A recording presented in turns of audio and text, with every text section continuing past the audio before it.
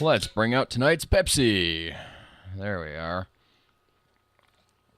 Ah, yes, the mobile dashboard goes live, which means we are now officially live. It is 10 o'clock Central Standard Time on a Saturday night. Today has been an excellent day. My Nebraska Cornhuskers finally won a game this year. Not that that's what we're here to talk about tonight. We are back for what is the fifth night in a row. And man, I am not well lit. Let's light this place up. There, that'll help. We are back for what is the fifth night this week, month, year, in a row that where we are playing Halite here. And I'm just fixing some audio settings here for the mumble in case anybody shows up here. I'm Dad, by the way. Some of you may know me from Minecraft with Dad. This is not that show. Tonight, I am going to be continuing work on the bot, and I got to talk about where things are at as they stand. Otherwise, this just doesn't make any sense. So, we've got a bot here that is doing okay, 54.2 rating right now. It's sitting at 57. There have been some tweaks since last night. I should probably mention where we ended up last night, too. Let's go down here. So, at the end of last night, which was actually early this morning, I believe it was this one. Wait, what day is today? Today's the... I can't read these dates. They're all backwards. So 10/20. So yeah, right here was the second to last submission last night. So this was the last one. It ran for 72 games overnight while I slept or whatnot, and got to a rating of 51.7. That was the newly cleaned up code bot, all of that fun stuff. And then when I woke up in the morning, I was like, oh, I got to make a few more changes just to get it, as far and along as I could. With regards to the old bot, if that makes sense. And so that's what I did. I spent the whole time going through that. Got some cleanup in place, started working on what's next, and when I signed off, it was at 54 point something or another here. These two changes were just small little tweaks to make sure it was all behaving properly, but 54.2 was not half bad. So I'm pretty happy about that. And if we look at the rest of the team, MSA, the group of kids that I teach and stuff, and my other cohorts and friends that have graduated from the high school, yeah, we're not doing too bad. We got 2s in the 40s, 2s in the 30s. Soccer Dude will get you caught up sooner or later. I don't know if you're here tonight, but hopefully we can get you up to snuff. Well, let's get going. I'm the only one here. It's a perfect time to code, and I don't know how long I'm going to be able to stream tonight because I got to wake up early tomorrow. So let's do this. Let's talk about what I did. I renamed this sensor. This was the attack sensor we built at the end of last night. I renamed it to Sensor Enrage. So now it'll enrage instead of just go into attack mode. And there were a few small tweaks to this. I'm not sure I can even remember what I exactly did to it. Sensor mature. Oh, these were big changes that I made last night, mostly centered around trying to find a solution to, one, a little better halite collection, and two, the conga line. I wanted to make sure that conga lines, if they did happen, they wouldn't stick. And I'm not sure, ultimately I want to come up with a better solution that involves A star, but I'm not quite ready to write A star into this thing yet.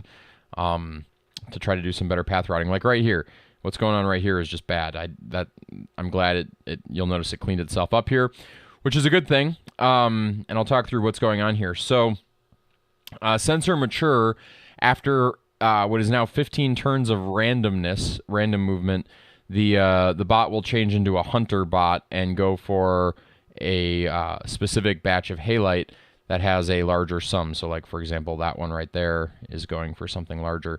However, two bots should never go to the same halite because I put in some magic in the hunter class that prevents once a bot is targeting a location, it shouldn't target it anymore. So that's there. So yeah. So tonight the strategy evolves here a little bit, and I'm not sure how best we're going to simplify this. I need to try my bot against something other than my own bot, because What I'm a little worried about here is how I'm actually going to test this strategy, because I kind of need them to simulate a very specific situation that happens in games where people that don't have smart bots come into play. And look at that. The simple bot did that. We may need to move into the offline realm. Let's see if this will hold.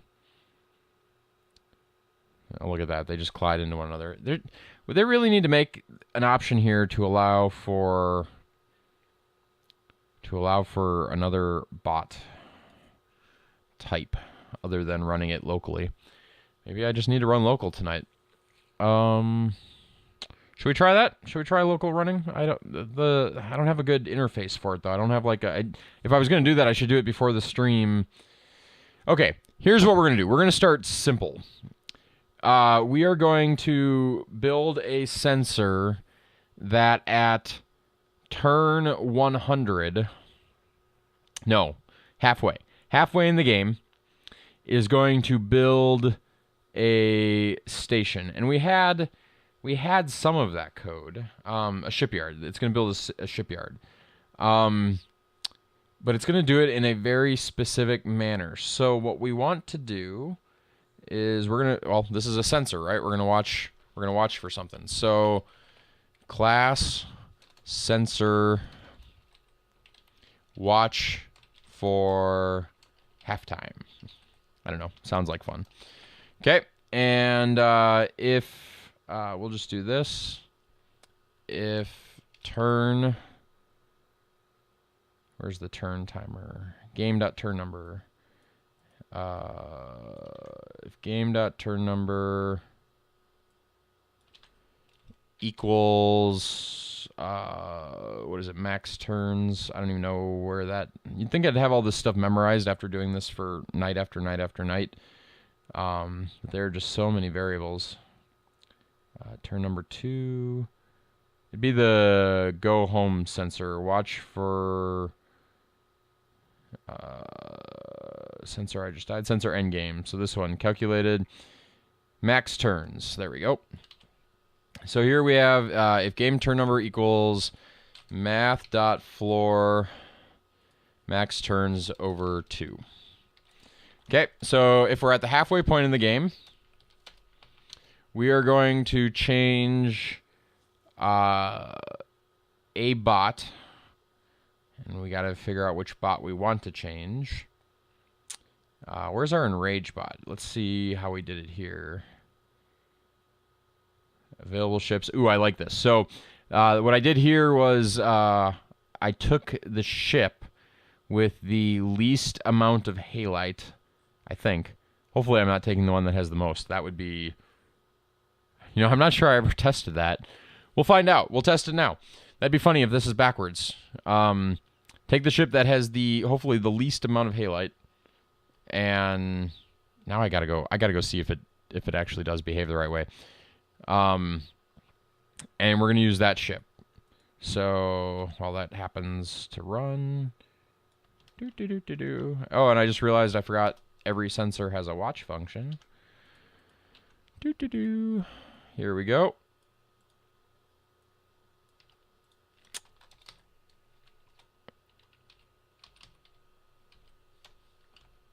And boom, save. And my bot crashed, probably because I had half-written code. Yeah, I probably shouldn't have hit that button. Okay, so let's write this code so I can try to remember it tonight, because I'm still a little tired from how late we were up last night. If max turns divided by 2, so if halfway, then get all the ships. Get all the ships. And then we want to sort ships by halite on board, because we don't need one with a lot of halite. And then ships sent. Available ships sent.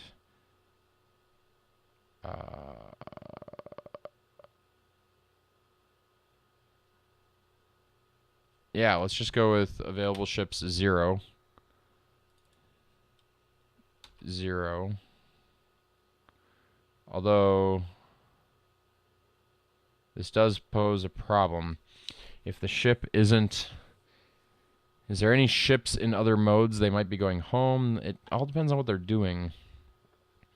I want ships that are only in a certain mode. Let's not worry about that yet. One problem at a time. So, let's see. Available ship 0.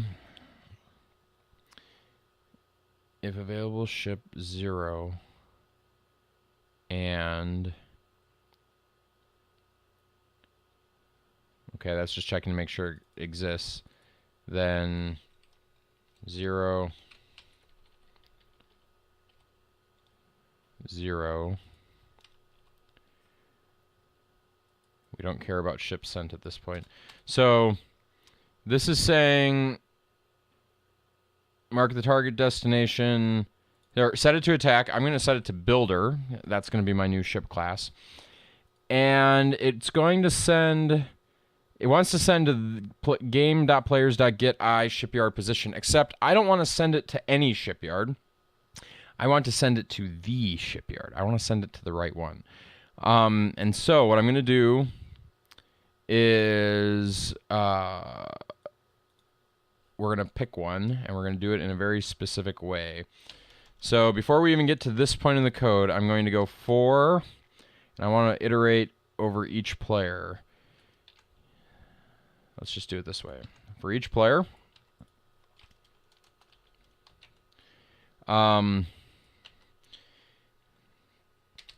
if player.hasBeen capped equals true, and player.hasBeen cleared equals false, then our player equals player dot ID. Okay, so what am I doing here? I am grabbing, I'm going to iterate over all of them, and if any of the players, and I don't really care which one, it can be the last one, the first one, it doesn't matter at all. If any of the players have been capped, but have not been cleared, meaning they are now currently blocked, we are going to send, and we got to find an empty space.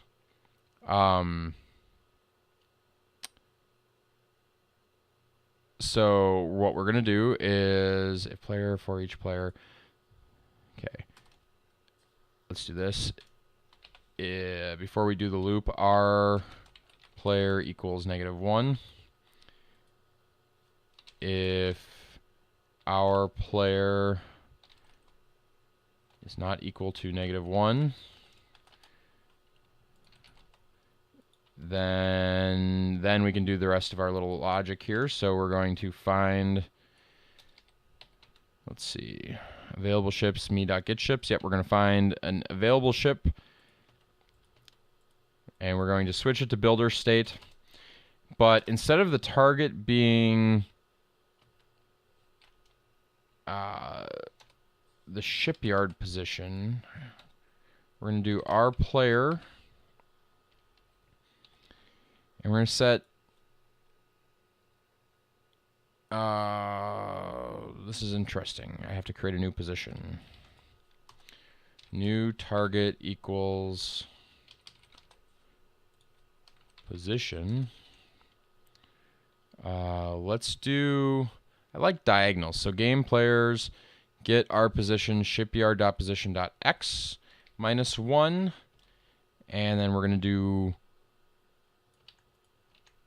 y -1. So to interpret this horrible new cheese strategy, what I'm going to do is I'm going to send a builder specifically to go build a shipyard kitty corner to my opponent.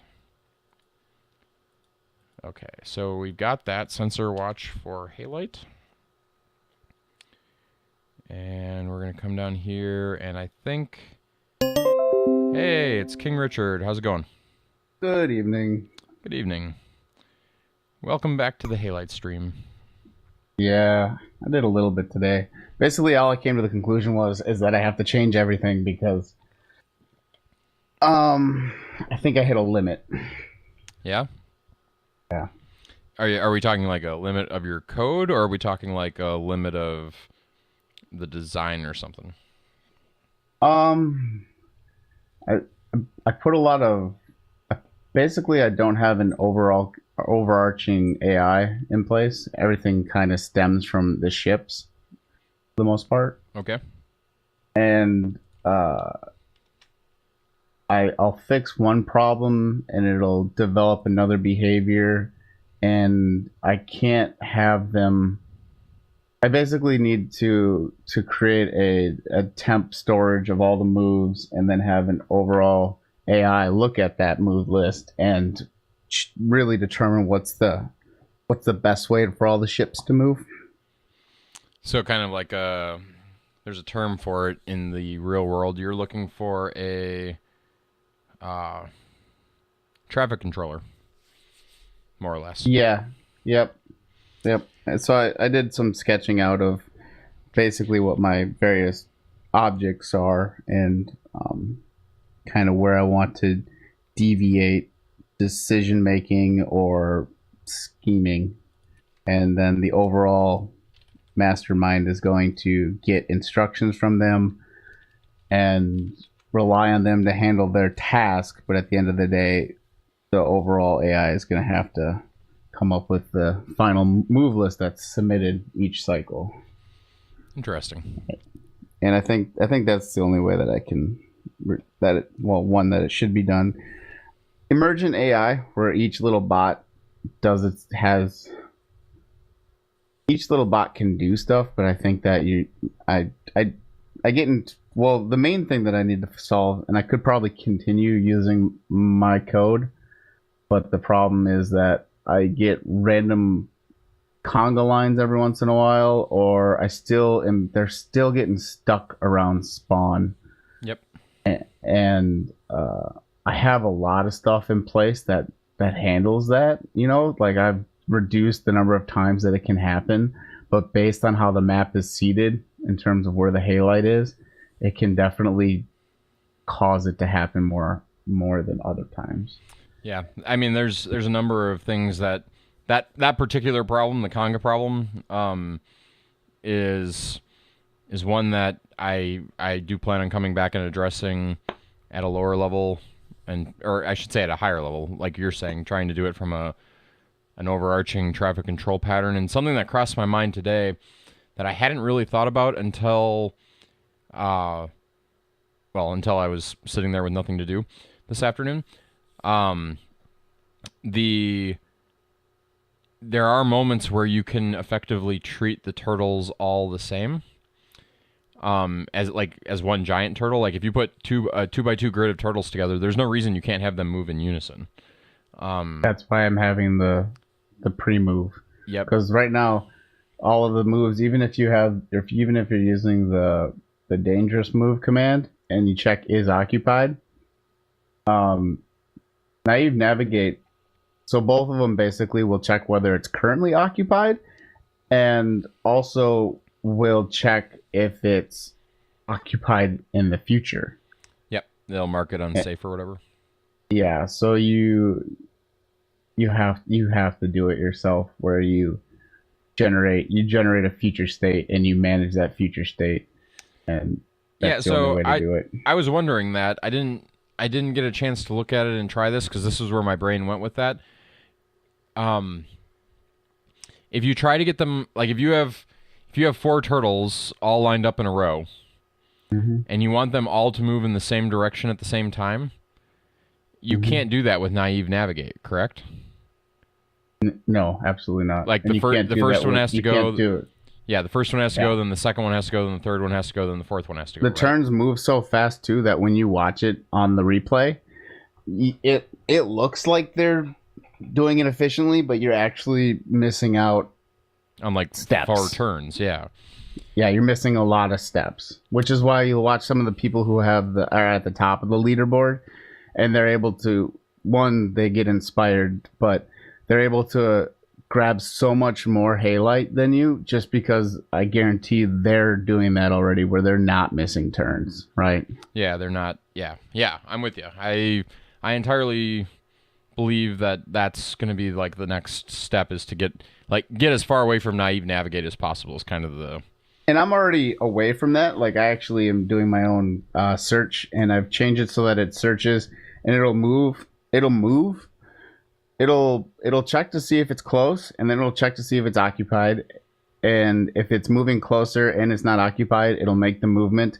If it's occupied, I will have it move so that it distance does not get any further away from where it's supposed to be going, right? Because my turtles have two things. They either have their target node that they're aiming towards, or they have the drop off that they need to head back to drop things off, right? Yep. That's kind of what I'm playing with right now. And so they will either move either way, but if they're stuck there for like a turn or two turns without moving, and I'm still using naive navigate for a lot of it though, then it'll move on to just checking to make sure that it's moving no further away. And that has solved a lot of my conga line problems, because you'll see guys wiggle a little bit, and that'll free up space for others, and then it'll break out. Yep. But like I said, it's still. You want to see what I added to the game today to deal with the navigate thing? Where did I put this? I think I even gave it a good name. Was it a sensor, or did I just throw it in here? It wasn't in move.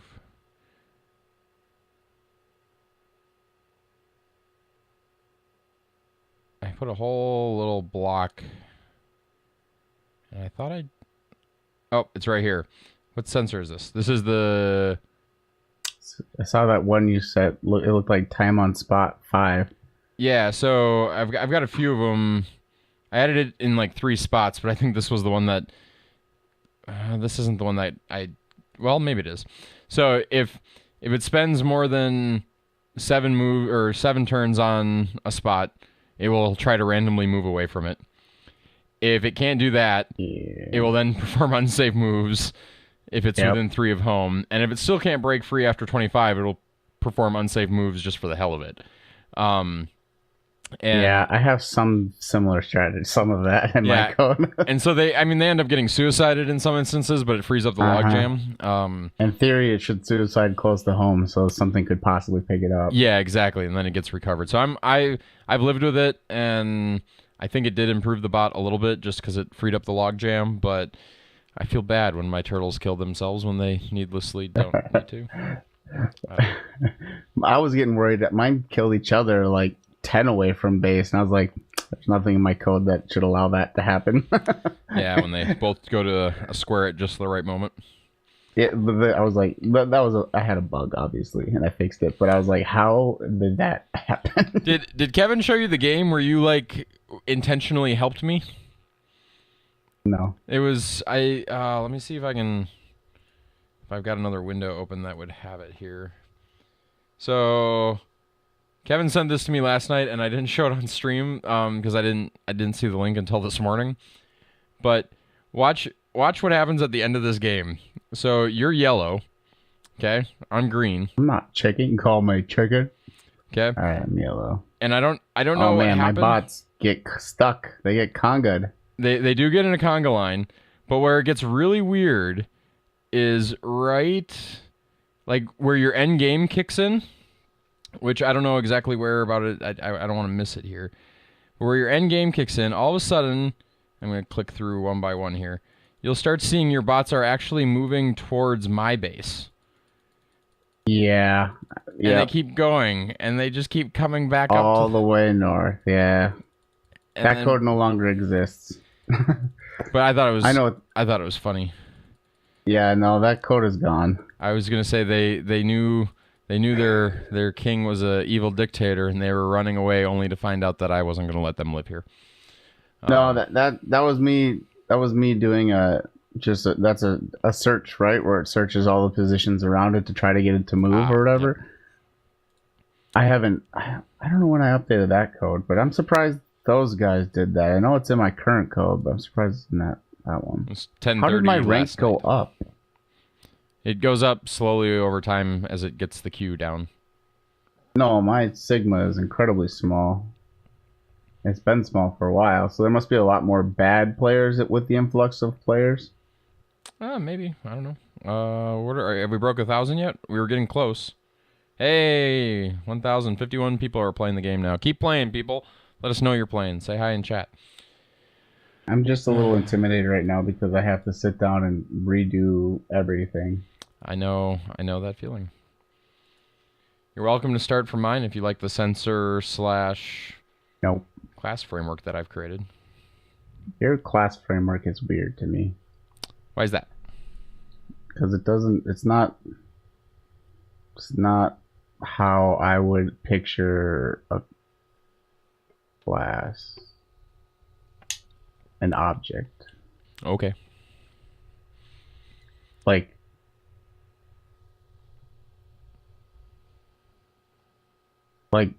I would say, like, I don't know, for an example, like sensor could be a class. It is. See? Class. I don't know if you scroll up or not. No, I don't scroll up. Like just pure sensor is the class? Yeah. I mean that's like if there was one that would probably be this one, sensors array. But you know what I mean? So like mature and enraged would be like states that the sensor could exist in, but they wouldn't be classes themselves.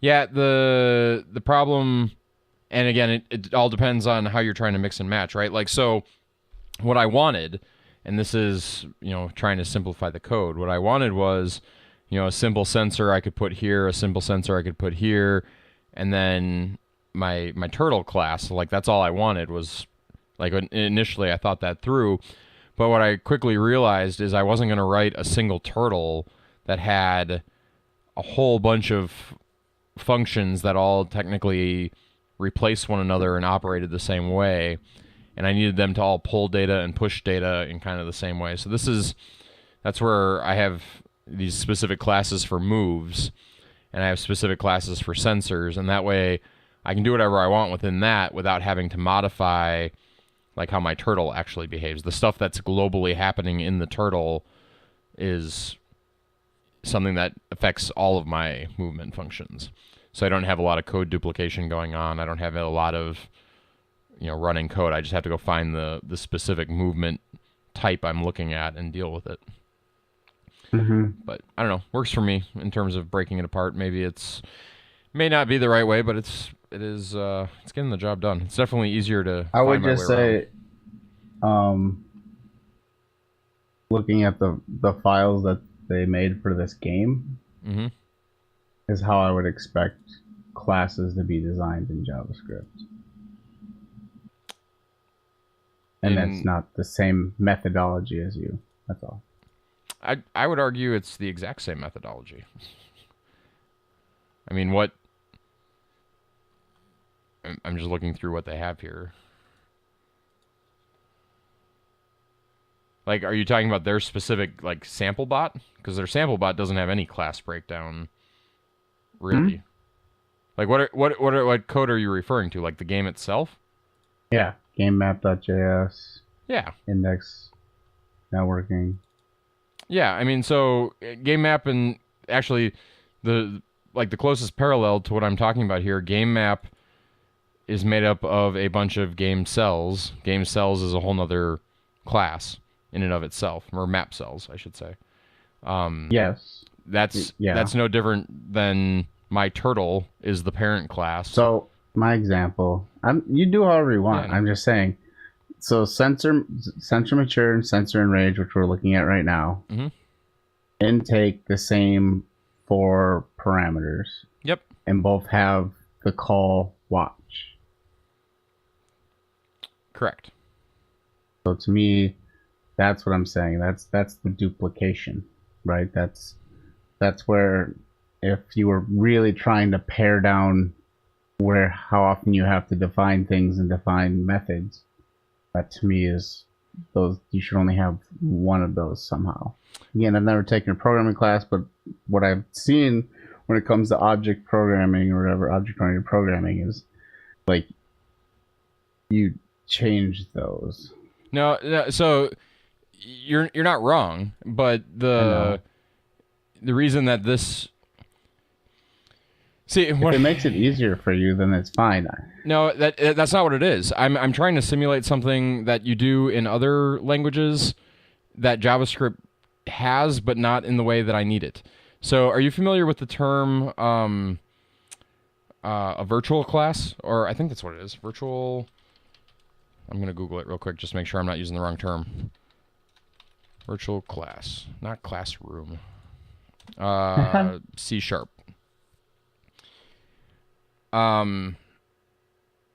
Yeah. So there's no such thing as a virtual class. Abstract, yes. Virtual, no. Okay. So fair enough. So yeah, or an abstract class. This is actually the term that I'm looking for. So, in C# and C++ and a lot of and maybe Java, I don't know. Does JavaScript have abstract classes? I didn't actually look. JavaScript abstract class. I have a convention for doesn't really look like they do, except it. Oh, they do. Well, yeah. No, I'm not going to get into all that. But the idea here is that you have a class. Class isn't the right word here.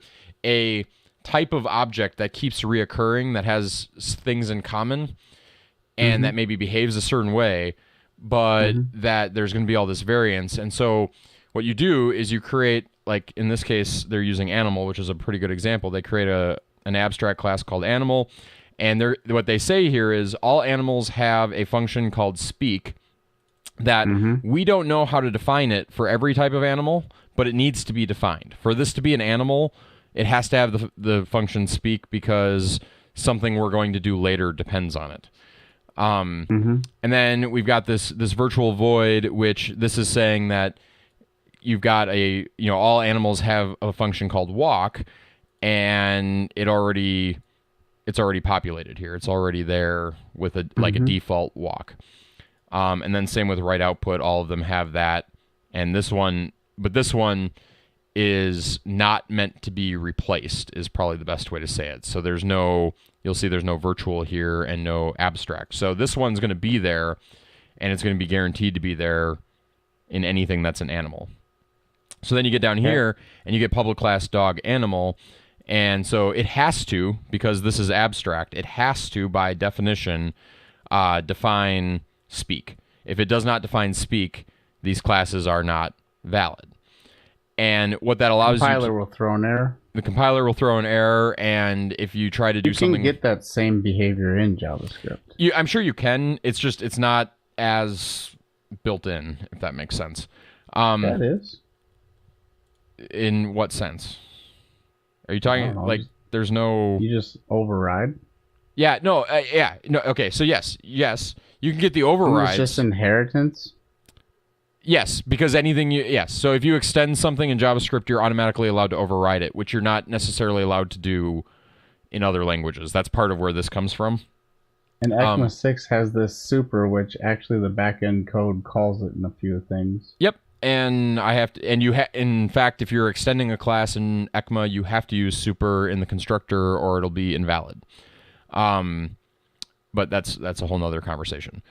But the point is that if you build something like this and you code something up like this, then what you can do now think outside of this structure they've built for us. You can now write code that works on all animals. And you don't need to worry whether the animal is a dog, a cat, a bird, or whatever. You can write functional code that works on all of them. And in essence, that's what I am doing. I'm writing, oops, I lost the proper window here. I am writing sensors that all are guaranteed to have a watch function because that's what a sensor is. Like if I had an abstract class called sensor, all of these would extend that class and they would all be defining this abstract function called watch because every sensor is going to watch things in just a slightly different way. Right. Yeah. So you could then change your base sensor if you wanted to add additional functionality to every sensor. Correct. Yes. And in fact, I may still do that. I may circle back, and I probably So should. that's all I'm saying is you're not doing that. That's all I'm saying. I'm not, because at this point, there is no base functionality in the sensor that I need it to have.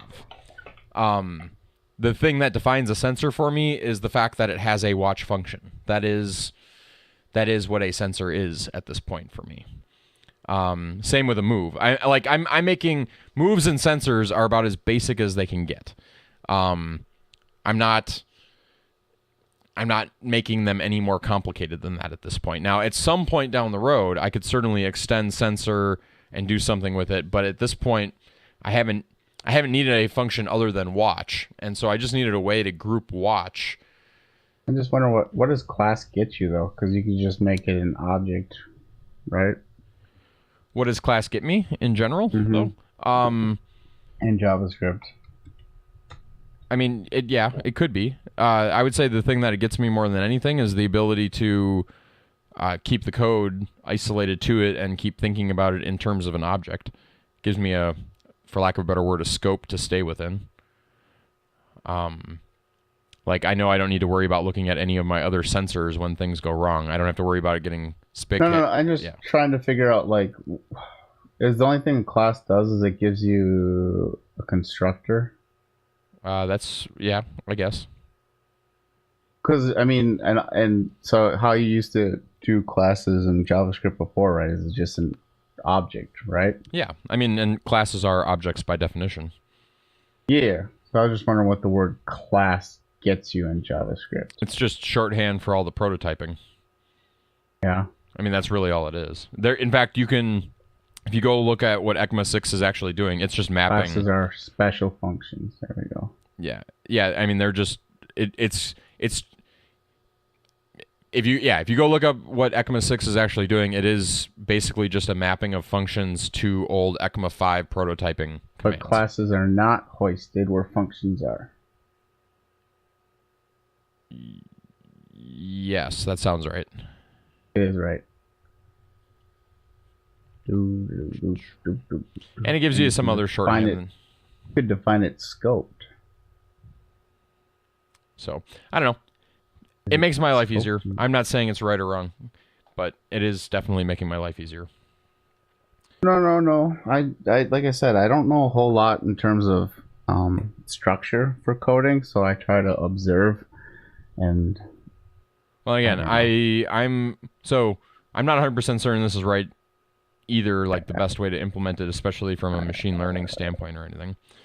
Yeah. I mean, it works. We're all doing our best. I kind of modeled it in my head after a homework assignment I did long ago regarding a simulation game involving a bank and having tellers and queues and all this fun stuff. But, in any case. And it gives me a way to switch things out real quick without having to think too much about it. I'm just exhausted thinking about what I have to do over here. Yep. Oh, let's see. Anything interesting over here? Not going to worry about it. I do need to get into a local simulator setup, though, soon, because I need to simulate 4-player games, not 2-player ones, which is starting to drive me bonkers. Does it have an offline visualizer?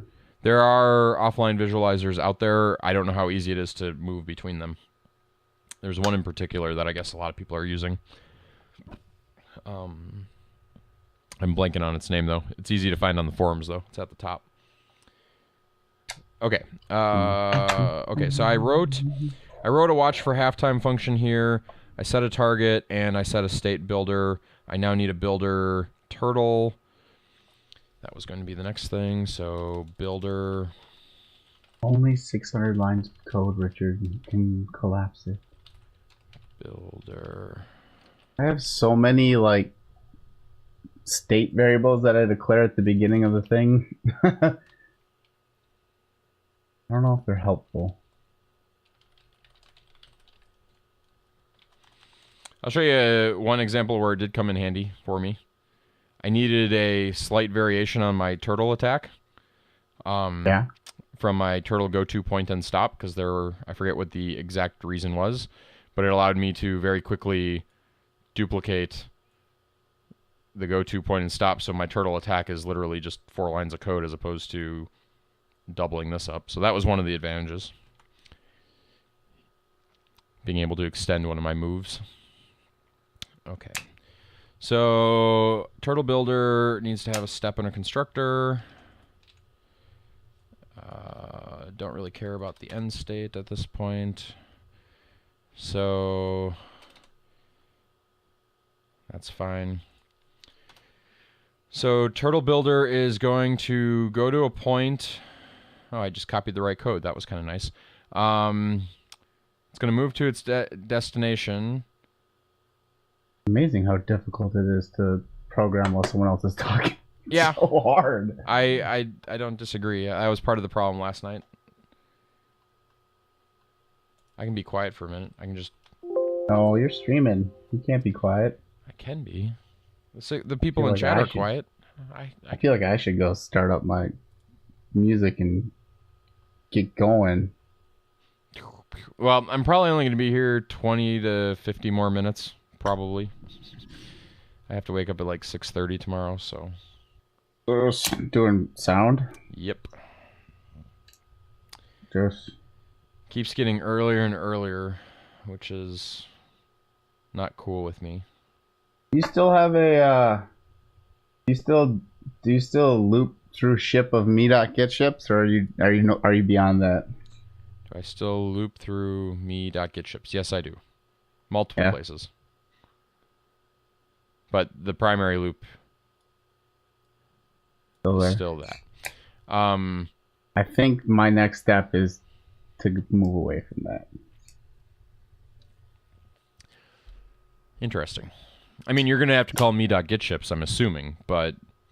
No. Well, yes, but no. What is me.get ships? Is that a list, or is that it's a list of all the ships currently on the map. The list? It's not a map? It is not a map. It is a list of all the ships currently on the map. Get ships. Result is an array.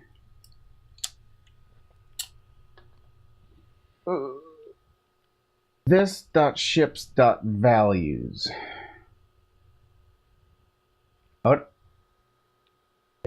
It returns an array, but ships is a value. Ships is a map. Interesting.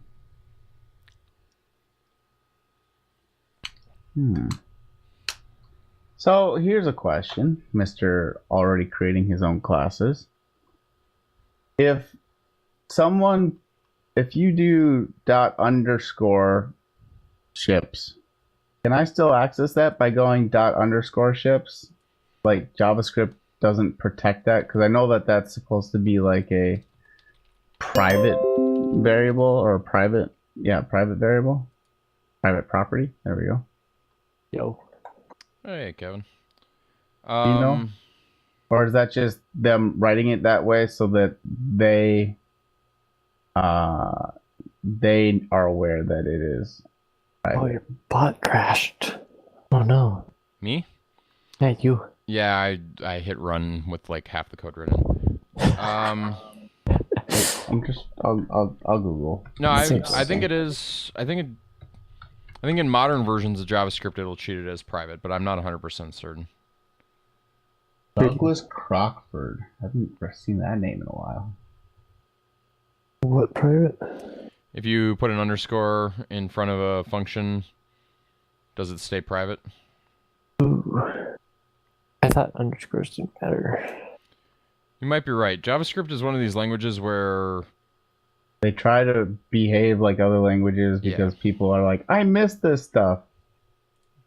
Or they put conventions in to make people happy that don't actually do what people say they do. Yeah. But I don't know if they tweaked it or not. Okay, I was writing a builder bot he was going to build. I was looking up my old build code. Yeah, so JavaScript language does not give any special meanings identifiers starting with underscore characters. It's only a convention. So then in theory you probably could. assuming they don't have some restriction against it.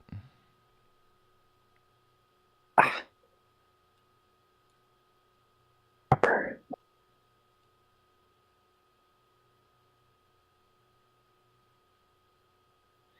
Because I also don't know how they're... Like, I have no idea how they're taking this code and making it playable. What do you mean? What do you mean playable? Well, they're doing something to normalize it all back to like a standard format, right? Which is strings. Yeah, you just input the command strings. They're just it's tokenized, and they can process it however they process it on their back end. Yeah, but that's what I'm saying. I don't know how they're processing it on the back end per se. I know it's Node. Yeah. And I know that they've got some specialized rules in place. They're not ingesting anything you do to the game map or anything like that. The game map has asynchronous stuff that updates the variables. I know that, but they've taken steps to prevent things from happening. So it's possible that they've got something that is somehow keeping private stuff private. I don't know though. And the reason I say that is because, well, I'll give you a specific that I know they've done. If Kevin tries to write a multi-threaded Java app, it's not going to give him any bonus. He can do it, but it will not give him any sort of processing bonus. Why not? Because they did something to effectively not give you any multi-threaded perks. They somehow found a way to disable the threading while still allowing the threads. I don't know exactly. There's a very specific line drawn out in the... I think it's in the FAQ regarding multi-threading and what will happen. And you'll end up getting the exact same number of steps, if you will, as everybody else. Oh, I really don't like this frequently asked questions. The text blends into the background. Okay, I'm not even looking at the right code. This is where my problems come in. Okay, let's see. So we've got... The only reason I ask is because sometimes maps are easier to deal with than lists, or at least arrays. I'm sorry, but they can get you things a lot faster. Yeah, you have more options. Oh, whatnot. What is a ship? Ship is a bot, a turtle. .get. So ship ID is the key. Ship ID is an entity ID, but you can call the ID of the entity ID to get an actual integer. Or at least in JavaScript. I mean in Java. What? What you're saying is no importance to me. Okay, Sorry. good. Glad to hear What that. their get ship is calling ships.get, and it's passing through an integer, and it's going to get the ship, which tells me that the number is the key on the map, and therefore I can just pass numbers to the map and get the ships that I want, which is great because it's going to let me bypass, so I don't have to do get ships. I can just go straight to ships, so I don't have to pull all of them to get one specific one. I'm already trying to think about performance implications because my ships are about, or I should say I'm about to do a lot more scanning. So my plan is to have a lot more information about the map and have an actual intelligent way of going about things. To do that, you need to be able to know what's going on, and to do that, you basically have to scan every freaking cell, but you don't want to do that, or at least you don't want to do it often. You can do it once every cycle easily. I've done it. I probably do it like 6 or 7 times each cycle right now, maybe more. Whenever a ship finally reaches its node, it scans in the local area for a new node to go after right now. So that can happen just whenever, I have no control over that right now.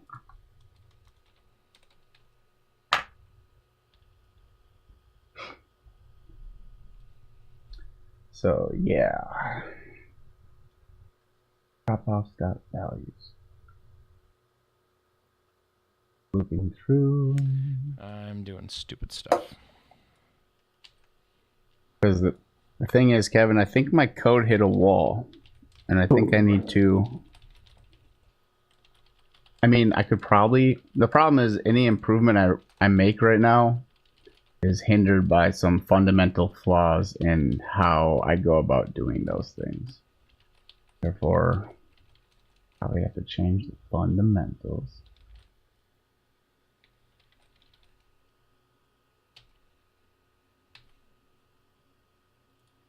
How's that calculus going, Kevin? You using calculus to...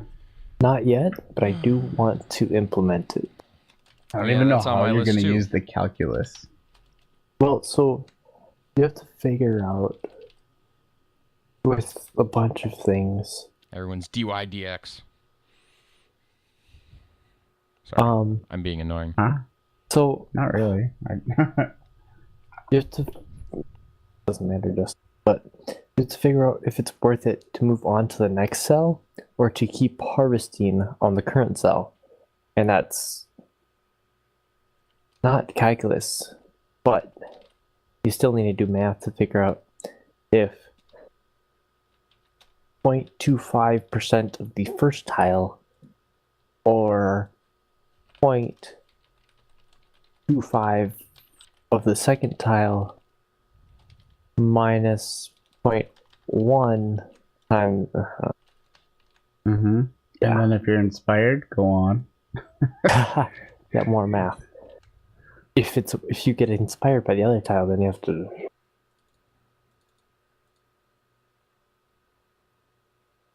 You have to throw that super in, regardless. You looking at my code? Yeah. Yes, on the constructor up here. Yes. That is mandated. If I remove extending? it on this one, I am, yes. I hate it when this thing doesn't allow me to untab.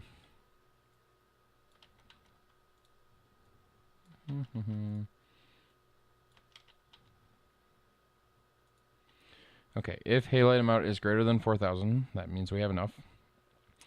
And I don't care about that. And I no longer... Do I care about that?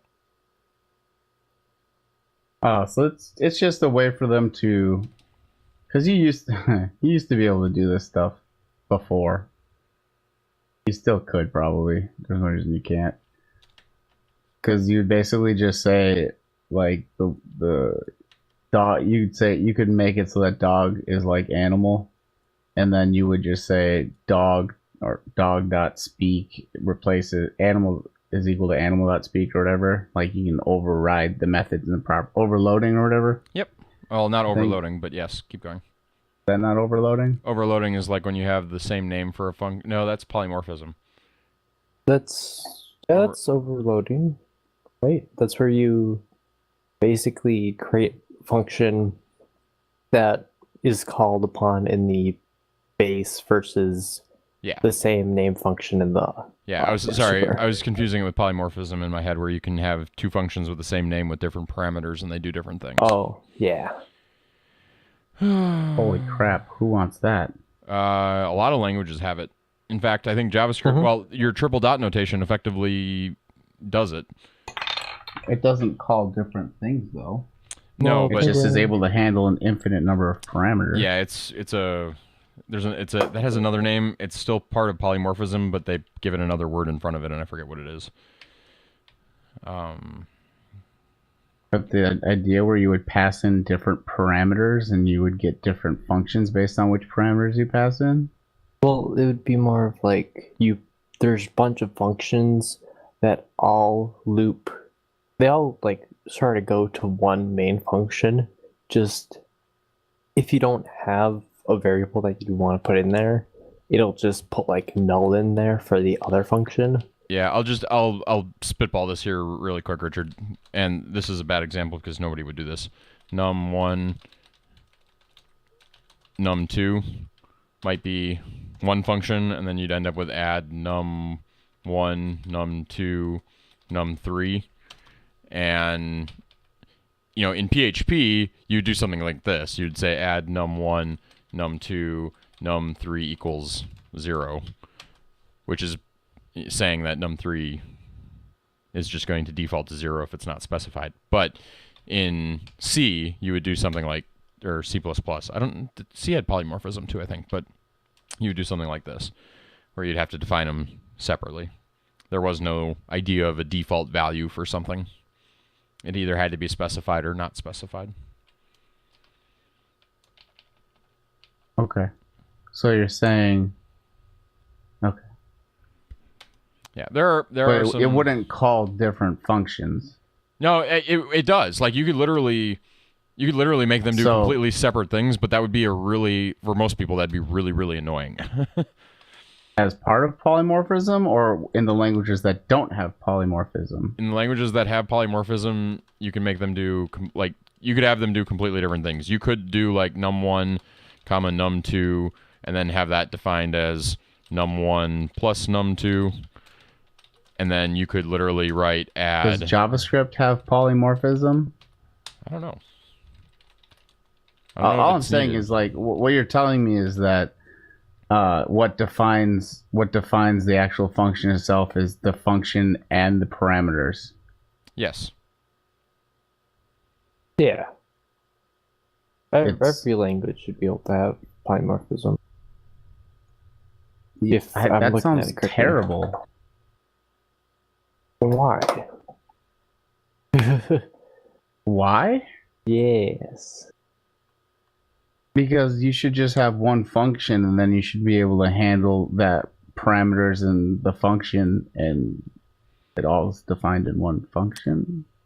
The problem is because C and C, they are strictly typed. Is the other caveat to that? Yeah. So the idea of having a function call that takes in, like, take a function where you don't know the number of parameters you're passing. The quick and dirty solution is like, oh, well, then have them pass it as an array or something like that. But that's not always necessarily what you want to do. And so to get the compiler to respect you, it's got to know every form of that function, and you have to define every form of that function as a result of that. Yeah, I'm trying to find a good example. It doesn't look like JavaScript has polymorphism per se. You don't need it. Yeah, there's other ways of doing it. That's the thing. Yeah. Because it's not strictly typed, so you don't need it. Yep. Yeah. I could see if you're strictly typed and you, I guess. To me, it just tells me, I don't know, I guess it works in some cases. It's a feature of a language that would probably do anything in anything I could to not use it. I never sleep, Kevin. To me, it'd be absolutely confusing if going through someone else's code and I see them pass in completely different variable sets in the same parameter spot. I'd be like, what the heck does this even do? Yeah, I could see that. Like, Just trying to see where I implement it. You should code for readability and functionally at the same time, I think. Depends on what part of the coding you're in. If you're coding for yourself, it should functionally work. If you're coding for your future self, it should functionally work, be well commented, and also be somewhat readable. If you're coding for someone else, readability is probably more important than function. Yeah. I don't know. I've never taken a coding class, so what do I know? I'm pretty sure we used it for a while. I'm trying to figure out why. I feel like academically speaking, they would make you do it just so that you understand it. But I would think that in the real world, the only time that I could see it coming up in the real world is for what Justin just said. If you wanted to like pass in row sets versus a single row or something in a strictly typed, or if you're like pre-parsing pieces of data versus passing in unparsed data from like a SQL pull or something like that. But you just had one function that handled it either way, and then it completely did different processing on the back end. I could see that. Yeah. Or if you had different people that supported different things and they just managed their own. This is my instance of add, and he's got his instance of add, and I deal with JavaScript files, and he deals with pipe delimited text files. But the super program all calls add. What, Kevin? I'm trying to... I don't want to do this. Turtle dot make drop off. I don't want that. I want ship dot make drop off. I think that's all that needs to happen. So, one of the examples that we used for robotics was that we had an elevator and that we may or may not want a delay on it. And instead of changing it so that every single one had to pass in a 0, we made 2 functions that one called the other, and the one with less variables would just say 0. So because it's a strictly typed language, we had there's no default values if we were to not pass in said value. So it would error. Break. Yeah. So we would have to have 2 because we didn't want to change everything else to just add a 0.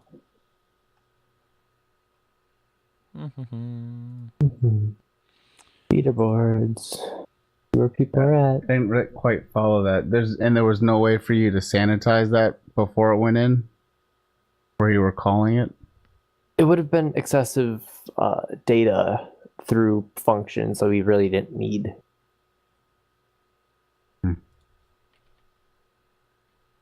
Also, Math Science Academy's nice. Oh, you're super. Is this the first time you've used super? No. It's mad at me though about it. Why? Tragic. I don't know if you need to call super the way that you're calling it. 99% certain I do. I feel like don't the constructors automatically get called? Nope. Well, yes, constructors automatically get called, but it's not why it's erroring. Pretty sure that super wants something inside of it. What are you? Super keyword unexpected here. Is end state? Are you pulling that from the original? Yeah, the original. You're overriding. Are you on the right line? Yeah, 477. Oh, you're pulling super, but you're making it nothing. What are you doing? Let me go back to my example here. Oh, in super, put end state. I shouldn't need to. When you're making turtle, what do you pass in to turtle as the constructor? Nothing. Nothing? Turtle builder, turtle attack. No, this isn't. See, here's what I know. I know this works because all I did was copy this one. There's nothing different about turtle builder than turtle attack. What did I do funny? I'm missing something obvious all of a sudden. Is turtle attack called at any other point? Yeah. I'm just saying, did you ever give it a chance to error? Yeah. Yep. Yeah. Yeah, that bot is definitely working. Super keyword unexpected here. New script VM74 running context.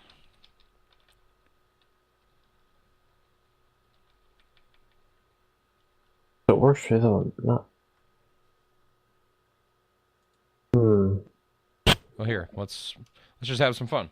Let's see what it gives me when I do this.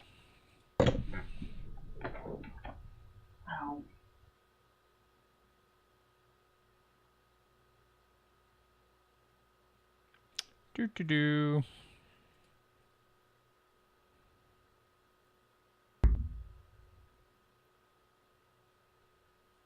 What's the point of using super? It calls the parent's constructor to establish the variable. Oh. And it's more or less mandated. Hey.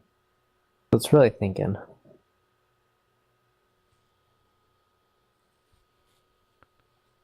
Okay. What's the problem? It didn't crash where you would have thought it would have crashed.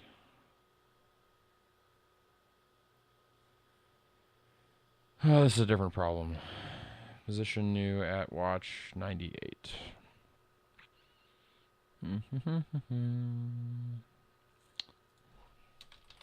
It's the little things sometimes. Yeah.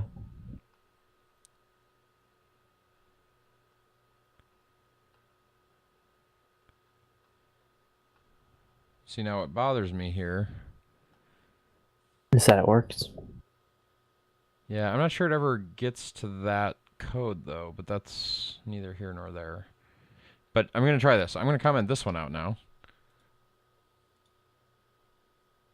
Because I know Turtle Attack is firing. I'm kind of curious what it does here. Your bot crashed. Unhandled reference must call super constructor in derived class before accessing this. Which, that's why it has to be there. So the reason Turtle Builder isn't crashing right now is because it never... You gotta be kidding me. You guys both missed this? What? You both missed it. You were both staring right at it. Boom. Huh? The letter R was missing from the word constructor. Oh, really? Yep. Oof. Perfect. Okay, so that's all good. Bot didn't error. I mean, it's like... Wait. Let's get all the no. logging out of this. I don't need any Nice. more logs. Oh, background. Oh, the G. Background Start. equals blue. We're looking for lines that say logging. I logged too much information. Goodbye, endgame. Goodbye, endgame. You Goodbye, have endgame to death. go.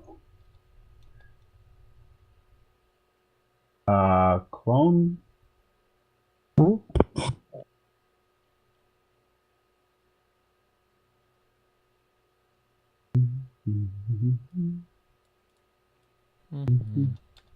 So you have to submit your HLT directory together. So can you could probably I'm sure you can, but you can populate that with a bunch of additional files if you wanted. Oh no. Figured out some... Don't know. I haven't been submitting any way other than this way, which that's probably just bad form, but you know. Figured out some coding problems just now. Oh Okay, no. I gotta get these out of my system here. So entity 1 was directed. It doesn't give me a line number. So somewhere in my code, I'm not checking for something before movement. I To feel make like sure I it should has the fix proper that. amount of Halite. Yeah, let's find what move is. Well, That is the first check for me right now. Well, I haven't checked that on like the main moves, which is why it's only happening every now and then. It doesn't error the bot out, which is why I don't pay as much attention to it as I should. Well, yeah, because it can't. It's an error from the engine, not an error from your code. I know, but So- it doesn't error out to the point where the game declares game over. It'll just treat it as you decided to say stand still. Yeah, because if you still give one command but you can't do the command, nothing will happen. However, if you do try to I cause an error. I think if I try to deploy when I don't have the proper amount of Halite, then it errors my whole bot. Rip. That sounds likely. You're giving a command that, well, Yeah. Well, I was having this issue where it was like it tried to do this, and then it would give me counts of Halite that didn't make any sense. Hmm. I know that it errors out if you give it 2 commands. Drop, shift, trip. Oh. Tip. so like right here, this is turtle move, but this one checks for Halite, so that one should be fine. So let's find ones that don't check for Halite. Command move, ship move. So this one's Turtle Hunter. Does Turtle Hunter ever look for Halite?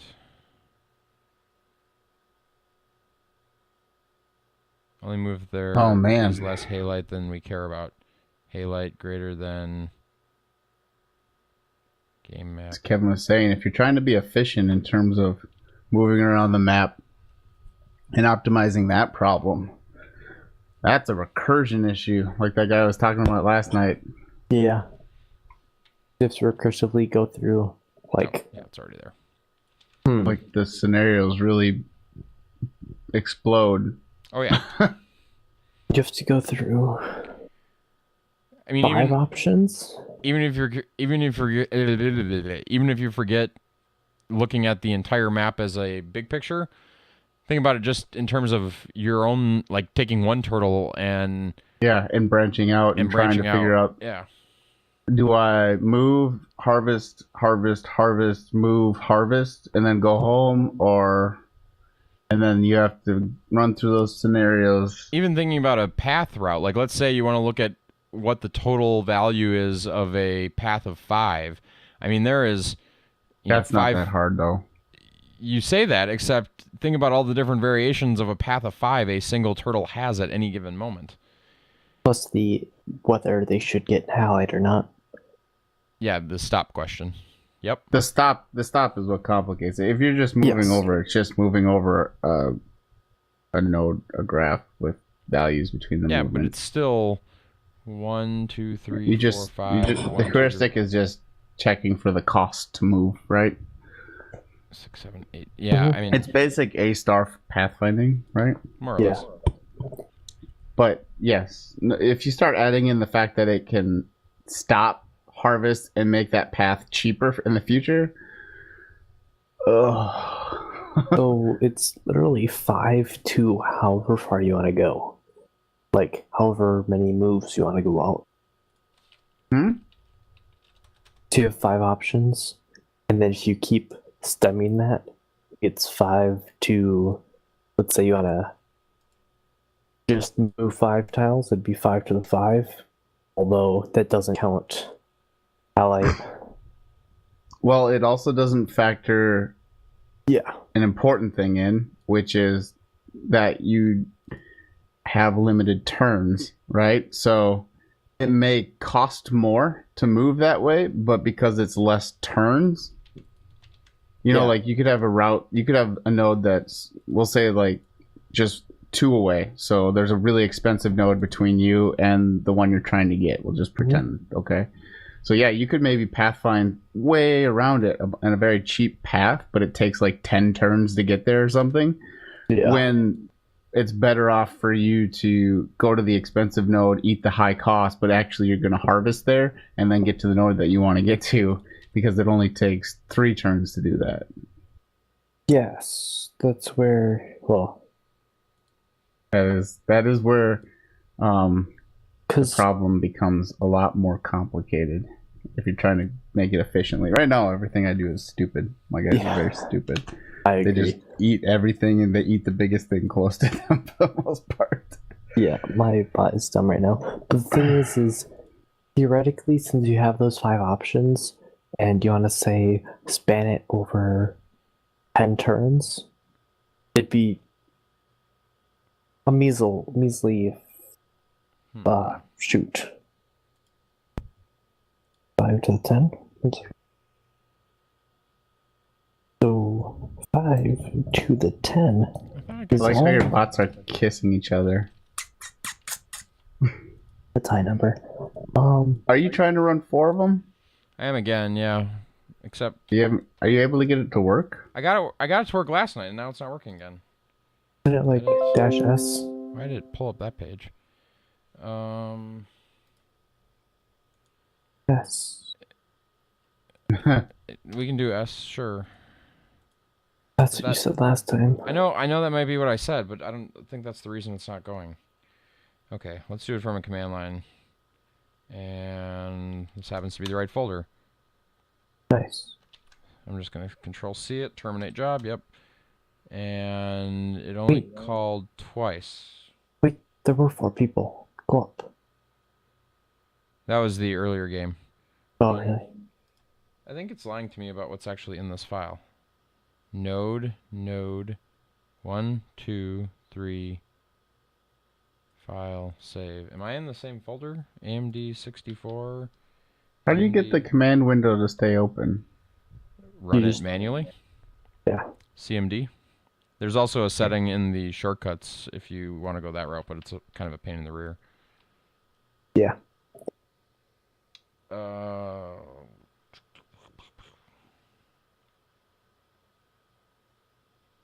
guys remember A drives? Yep. Any floppy drives? Floppy disks. Yeah. I don't know. I don't think I have. I don't have one laying around right now that I could plug in. Although I do have some floppies I need to look at. Mm-hmm. That sounds dirty. Yep. Wait. Is your computer capable of doing that? Uh-huh. Mine isn't, definitely. Mine doesn't even have a CD or a DVD drive. You could do it with a USB adapter, I bet, Kevin. Oh. But I believe I have the IDE connection still on this motherboard. Yeah. Mine's like 7 liters large, so like nothing's in it. Did you say liters? Yes, that's how I describe computer Do we sizes. even have liters of cola? I only have 12 ounces, and they're gone. 20 ounces or 12 ounces? Did he just kill his friend? That's what I do. Bots that kill their friends. You know the world is coming to an end when...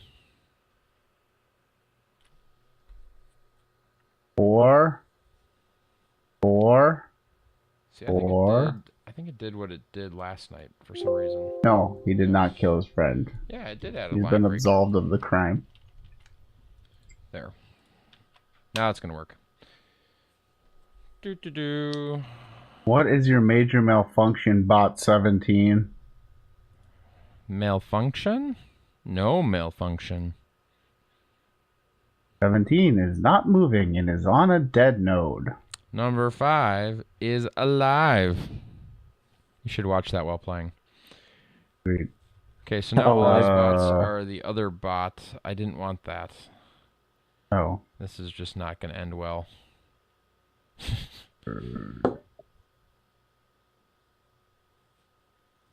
Up a sign. Oh, maybe this will work out as a test case. So, nope. Tragic.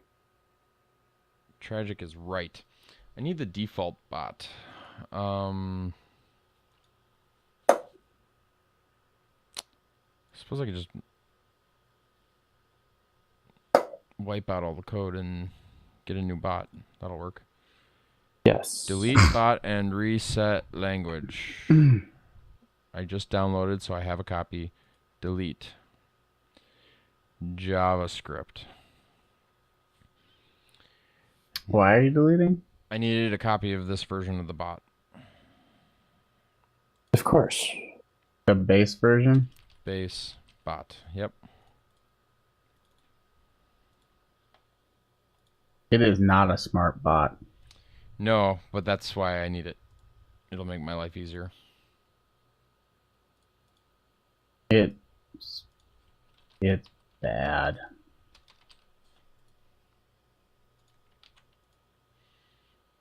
Okay, so base bot's in here. Then we're going to modify the run game line.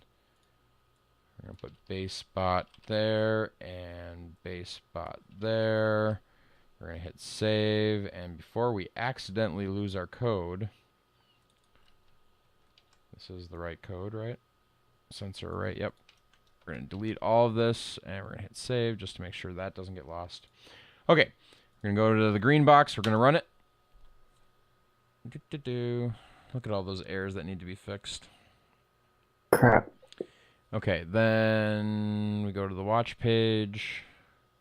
We click here. And then we watch this game. Today's Saturday. Okay, so the hope is Fingers crossed. that either... That's a cool map. Okay, so red is... Oh, no, red's not capped. They're all named my JavaScript bot. Yeah, I should rename them at some point. Okay, green is clearly capped. So is yellow. So red and pink must be the good bots. So at turn, how many turns is this game? Turn 401. They should get a little aggressive here. Ooh. Red and pink. I'll be curious Aggressive? if they get I'll be curious if they get aggressive on the same person. What does aggressive mean? They're going to encroach on the enemy's territory at 200. And go. This is not a well. No, red's Red's Conga. Why did he go to pink? Oh.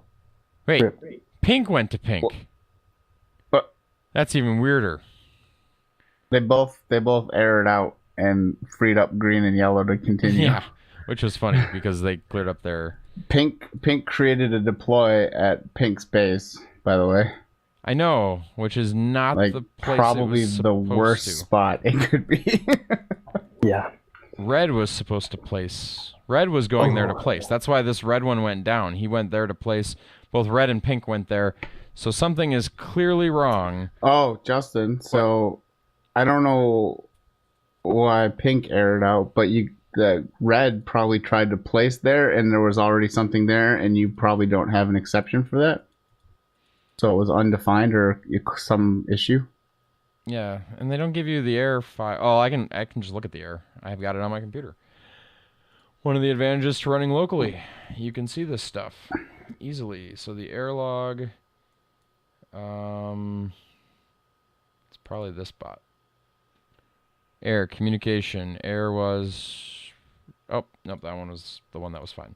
Let's try this one. No error in that one. Let's try this one. Wait, 1017. These are not the right files. 1020. Yeah. Let's look at the ones that have really large kilobyte files.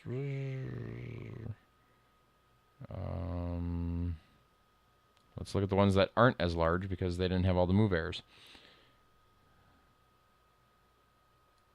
It was directed to construct, already owned by player one. So turn 225. So one of the bots failed because it tried to build where something was already built. This one failed. But why did Pink fail? Yeah, this is the one that was last input received. Reference distance is not defined. Interesting. So something I copied was incorrect. Reference distance, where's this log? 539. So the way to beat Justin's bot currently is to beat him to the punch and cause him to air out. Well, this bot isn't uploaded, but yes. But yes. But yes. So are you still finding success blocking people's bases in that high 50 ELO? Yes.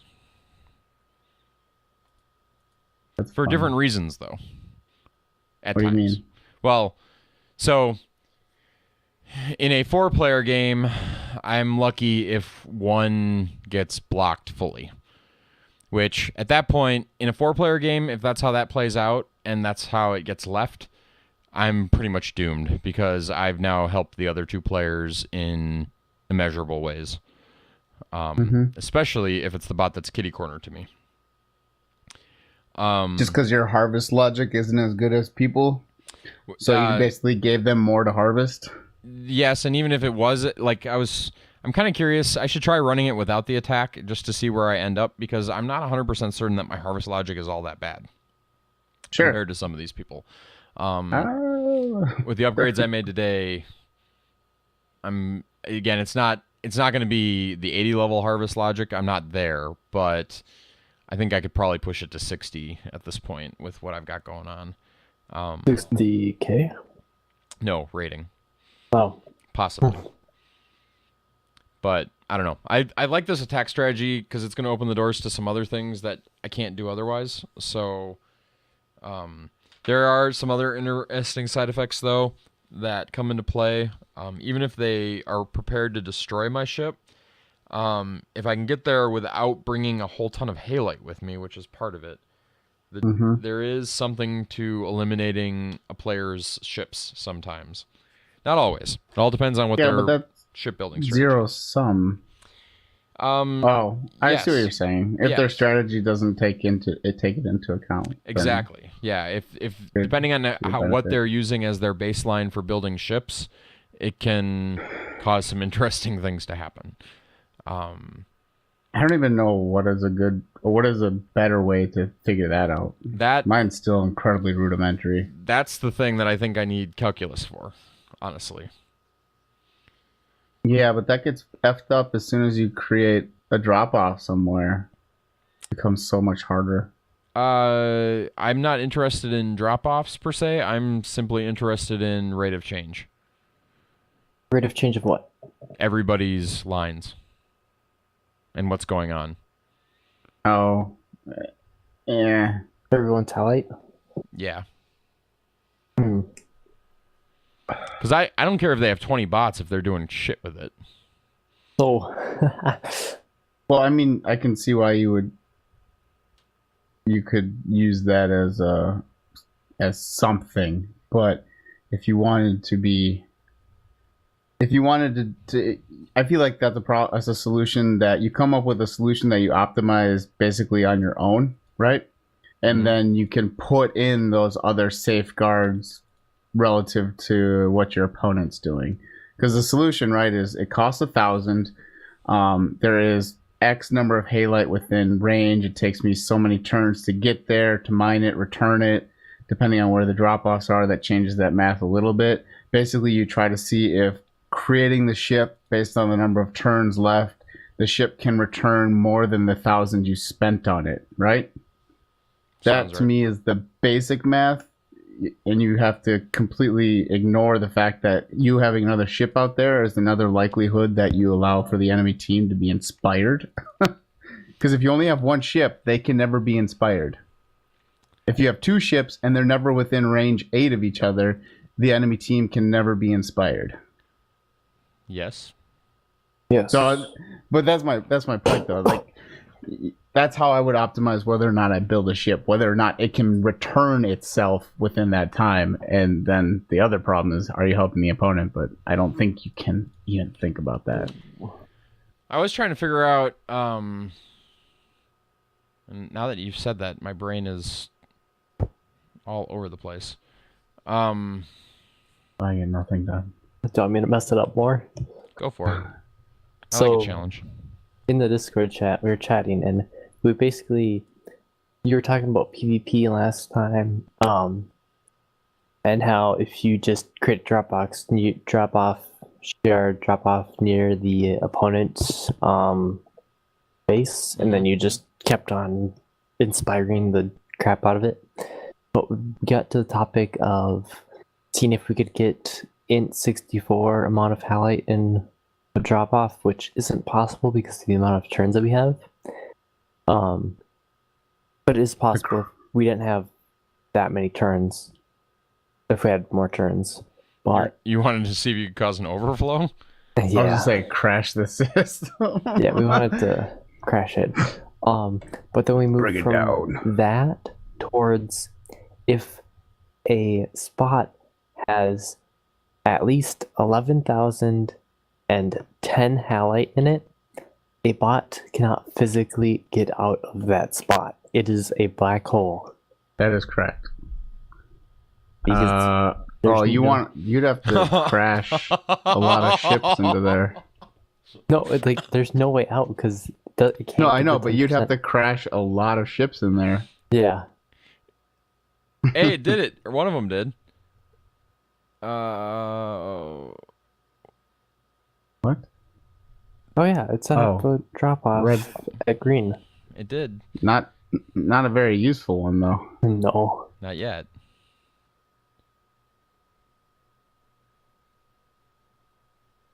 Why would you put it in the corner? I'm making loose assumptions right now. It's not at all final. You know what you should do? You should. Why didn't it do the other one? Maybe the bot didn't make it. You have a bot that's stuck on pink. You should have. Right in the middle of the map. Looked like he was going there on purpose. Oh. Never mind. There's no way to. Oh. Did the game error or did it end? Is red the attack strategy? Red is the first part of the attack strategy, yes. No, I mean, like, did he start, because all your bots kind of went over there at the end? Was that the where they get told to go by the drop off? Oh yeah, no, it's trying to suicide. That's the suicide run at the end. Just like any other suicide run to home base, they're trying to get back to the Drop off? yeah, the closest spot that they can get to get rid of their Halite. So they just happen to run into green. Yep. Hmm.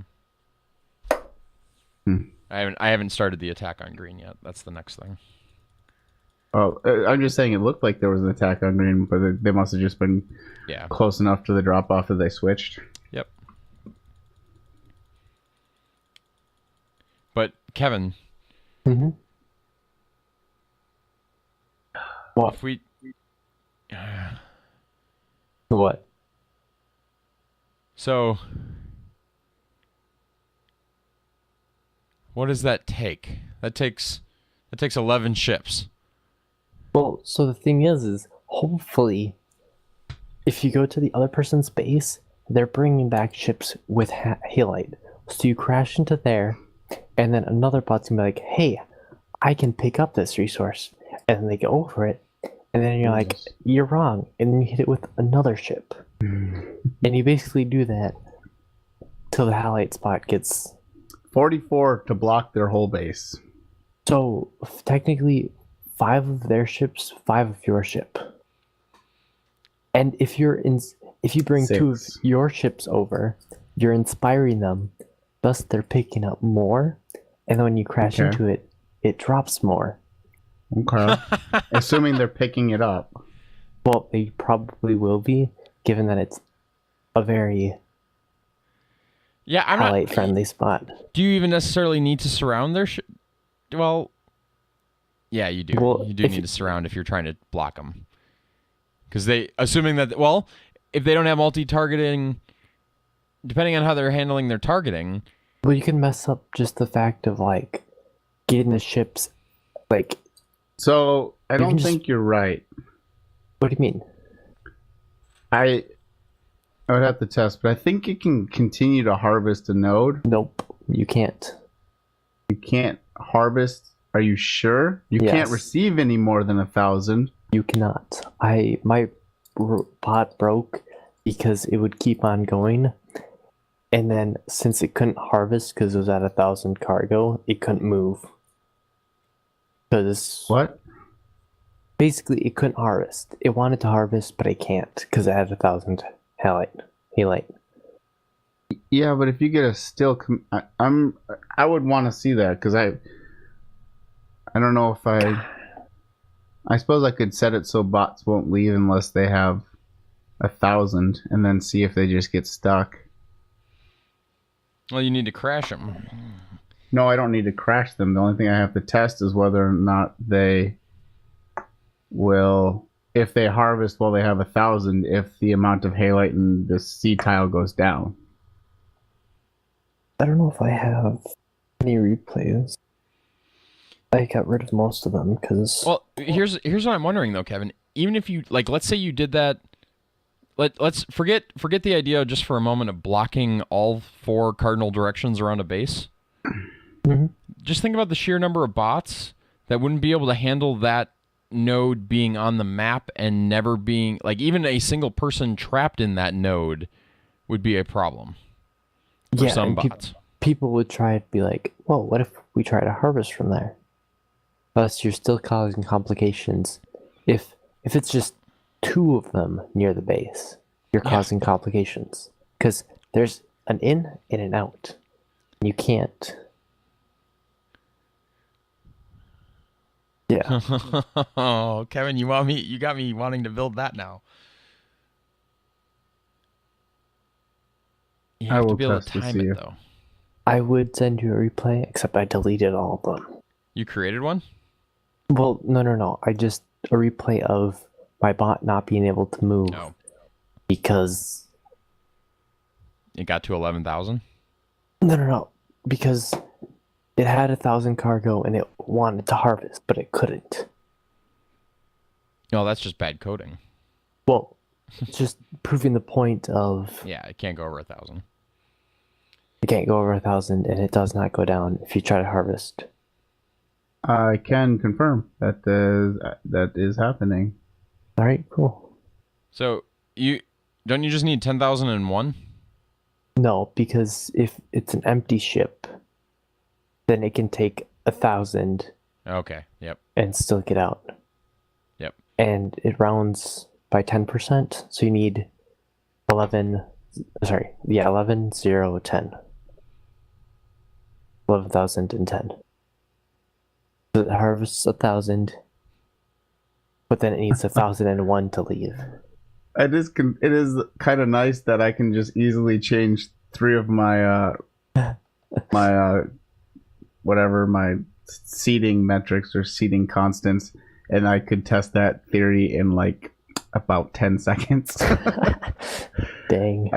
I told them that their return home threshold min and max were both 1, and that to cancel and return to exploring was 1. So they are Nice. stuck. Oof. How do I end up getting Halite at a point? Oh, at the end they crash home and bring it. They must crash into each other though, because I don't know how or they probably use it up on their way home. That's actually what happens, I would guess. I like these edge cases. They're more interesting to me. That's how you can see if your code is like robust. Yeah. You want to know what's really depressing though? Is that only 3 bots make it home with 1,000, and I lost my other bot, the one that's currently uploaded right now, 2,500 to 7,200. So not by much, which tells me that my bots are incredibly inefficient when it's almost as good to just have 5 bots go out, do nothing, and yeah, that's really sad. I think I'm gonna try to implement a star. Yep. Comparison. That's kind of like the item. next thing. Because right now I cannot harvest. What do you mean you can't harvest? Why did my bot crash? So it'd be like, whoa, where's the biggest one? Oh, it's this way? Let me just go that way. And it just keeps going on. It doesn't really return home. What the hell? This happened again. Player attempted to use 1,000 Halite, but only 729 was available. Just, do you not have an if statement? I do. Well, if it only has 729 and it attempted to use 1,000, it's stuck.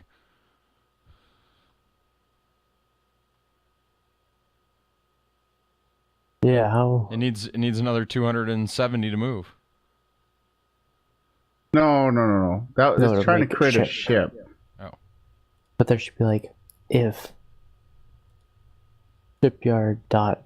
What do I do? If? Well, I mean this probably, what is it, turn number? Oh. Come here, Excel. Because mine's just if me dot halite is greater than 1,000 spawn ship. And if I there's have an idea what the problem was. someone's there. This math is not gonna work out, boys. That's what's gonna happen. See, You need 22,000. Well, 27. Maybe What's the max turns on this game? 22,020 to block Any off way 2 to know what spots? max turns was before the game crashed? We'll just say it's 20 like 400. you need 22,000 effective halite to do 1. No. Yeah, because you need 1,000 for each of the ships. Well, it's Unless you can perfectly time your collisions and guarantee that they have 1,000, because you don't drop 1,000 halite by crashing. You have to be holding 1,000 guaranteed. halite. Correct. That's 20. So that's 22,000. You need 11,000 in halite and 11,000 in ships. Well, so let's That's say a lot of halite. But well, so okay, so you crash the first ship. That's 1,000, and no, that's 2,000. sure, that's 2,000. You get 3 if you're lucky. You get 3 if you're lucky, but it's 2,000. Mhm. So then there's Must be an early 2,000. conga line here. 1 to 2,000 on there. If we're lucky, let's say 1,400. Then you have 2 more ships that inspire, and then the ship attempts to pick it up. So they pick up 1,000, but like they only take away 333. Then, well, I don't know how many inspirational ship you want over there, but then another one crashes into that ship, dropping another 1,000, or at 2,000, and we spent 4,000. I guess it is a 1 to 2 ratio, but then It's gonna add up. That's it. yeah. It's tricky, but that, like against a really, really good player, if you're decently good, that's not a horrible end game because you could effectively prevent the last second drop off completely Yeah.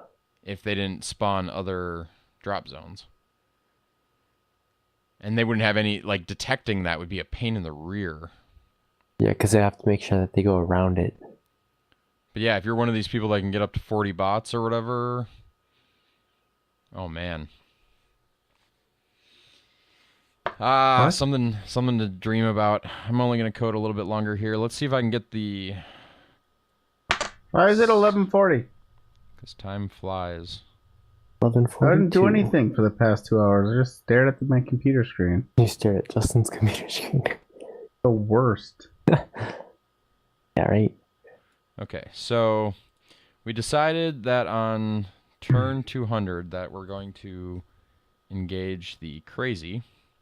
Huh. So There's then- like a constant alert to construct additional pylons, and yet a pylon was never constructed.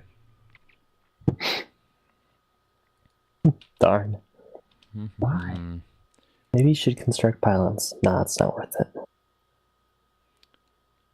Also, what's Why? with StarCraft?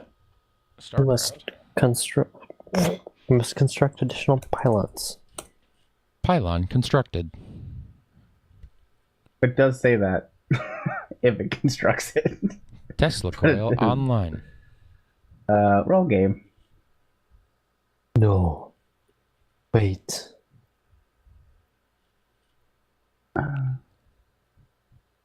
Special surprise from Halite on Thanksgiving. New invention, Tesla coils. Zap turtles at a range of 3. Dang.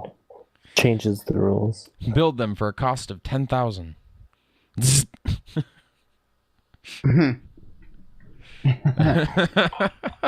The dangers. They only get 5 attacks though. Oh no, wait. I don't want to wait.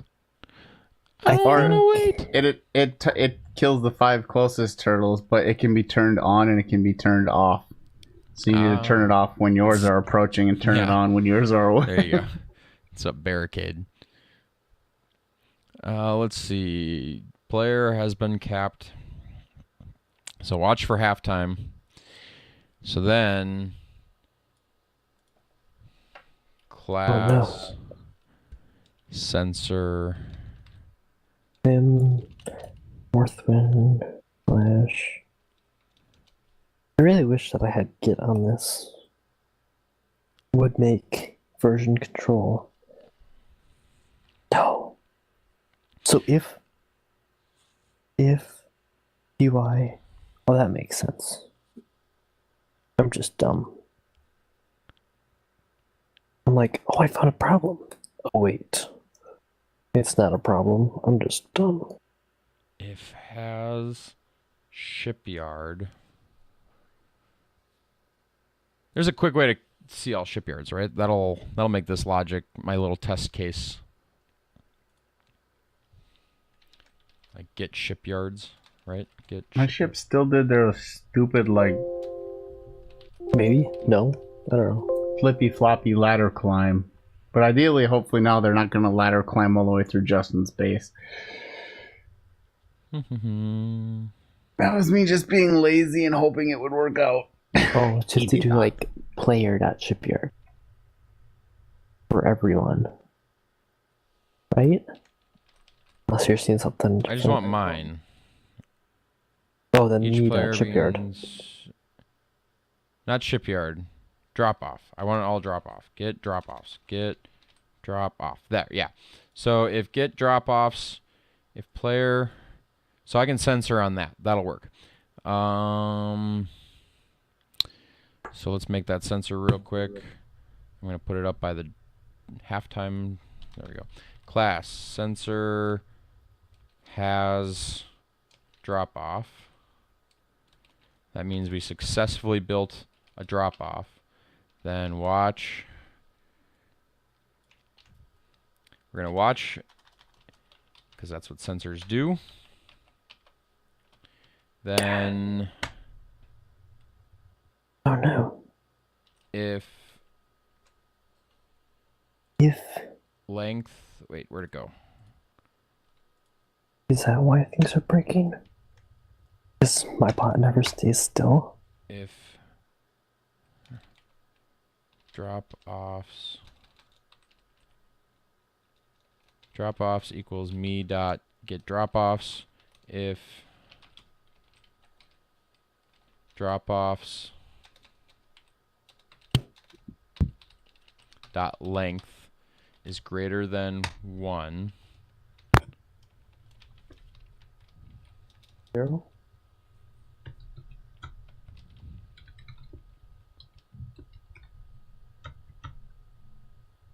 no, you're right, 0.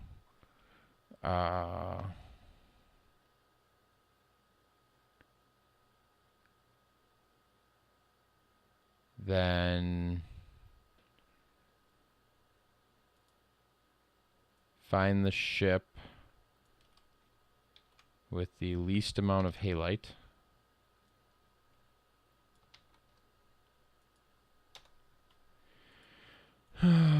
And set its state to kamikaze.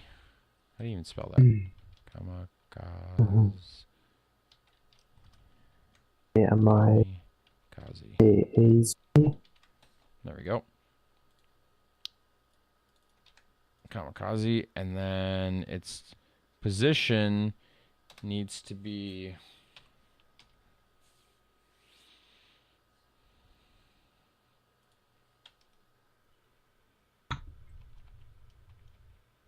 Oh, you've got to be kidding me.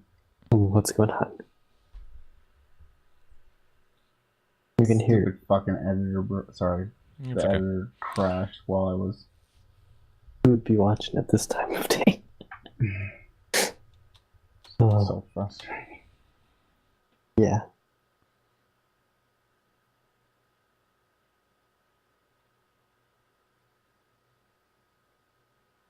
I definitely have some dumb logic in here, let's put it that way.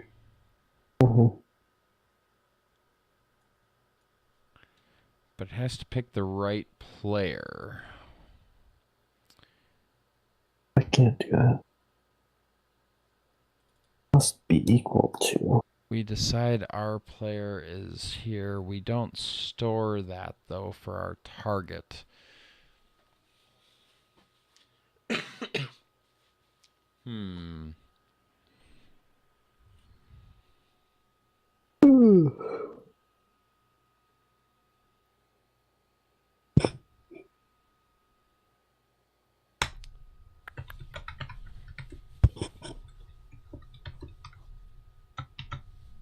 Why am I still working on this bug? Why are you still It's already working? been slated for death. Really? Drop off dot. No, drop offs. Drop Okay. offs 0 dot position.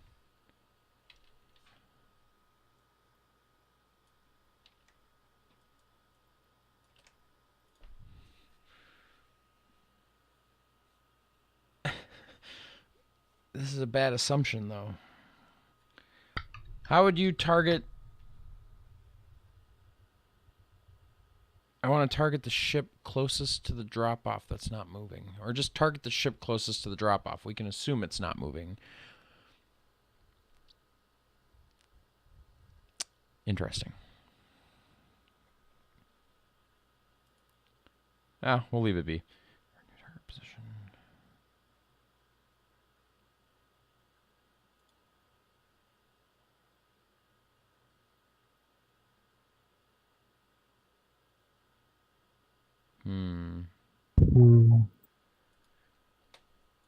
I should also not...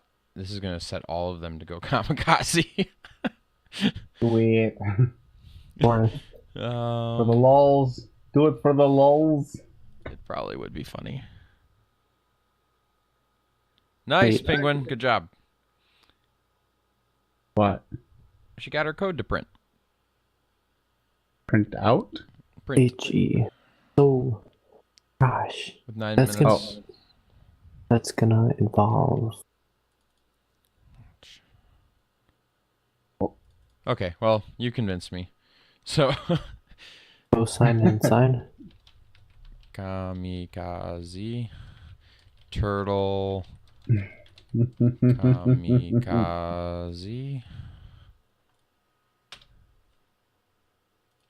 Oh, it's gonna break. And, yeah, I know it is, but that's the nature of life. Class, turtle, kamikaze.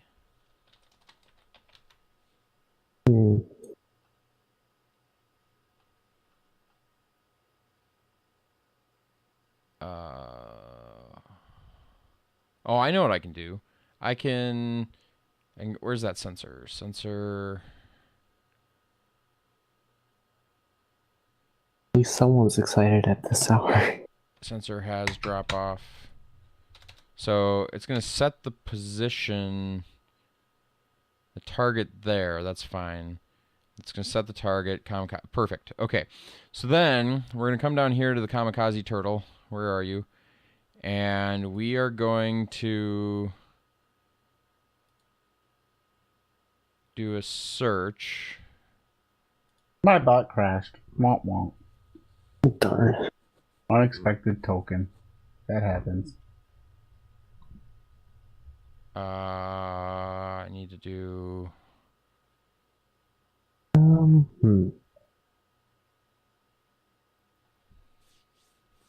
Oh. Got it. Is that gonna work? Computer? Probably the most annoying part about JavaScript for me. Case sensitive. If we... I could search. I could search in the same way I search for Halite. That's... Except instead of searching for Halite, I'm searching for enemy ships. Okay. Although, I could just... I mean, in theory, I know all the players' ships, right? But that's no fun.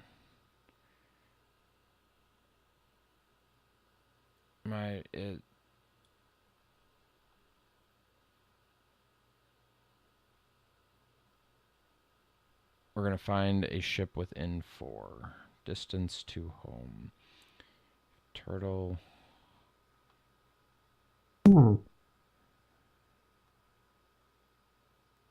This person's having an array of.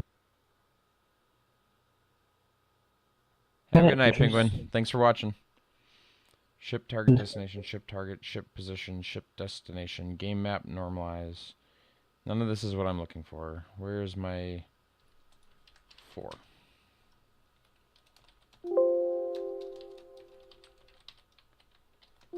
You know, by the time I get this working, it's going to be 3 a.m. I can already tell, and that's going to be way too late for me to even try to wake up in the morning. Okay. I'm trying to figure Let's out. just write it. Step. Step.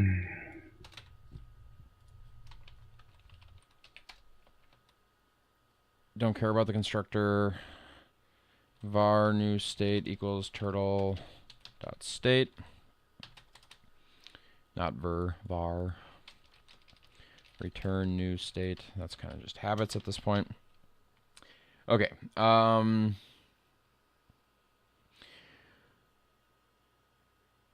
For var I equals turtle dot target destination dot x minus, let's just say 3. I is less than 6. I plus plus. And we're gonna do the same thing. We're gonna call this x. For var y equals turtle dot target destination dot y plus 3. No, that's not right. Minus 3.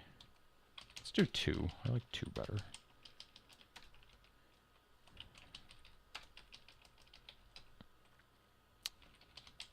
Y is less than 4. Y plus plus. Okay, so we've got a search grid. Then we're going to set up a test target, which is going to be game map dot normalize new position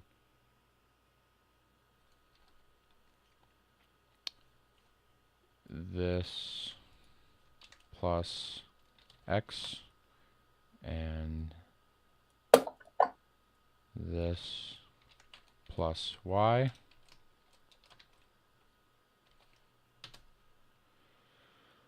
So we have a target. If I need to get the cell, cell equals game map dot get test target. If cell dot, it's like has player or has, I need a cell. Where's a cell? Map cell is occupied. If cell dot is occupied, then I can do cell dot player, right? Map has a cell, Halite ship has a ship. If cell dot ship dot owner is not equal to me dot ID. What the heck? What? I had a bunch of bots not moving. Oh. Then all it takes is 1 to start the conga line. No, it's not a conga line. Well, there was a conga-ish line. But, like, I had a bunch of bots just not move. As far as I could tell, they're just... Wow, what the hell? Target equals, so we're going to do var target equals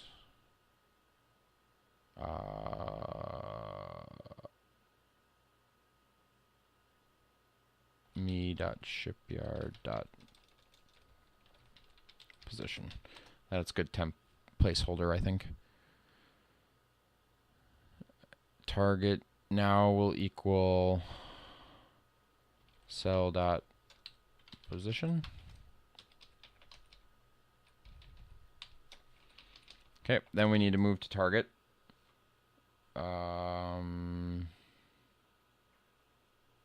And we have a plan on that one. Distance to target. If, and this is endgame code. Where's that endgame code? Endgame turtles, where are you?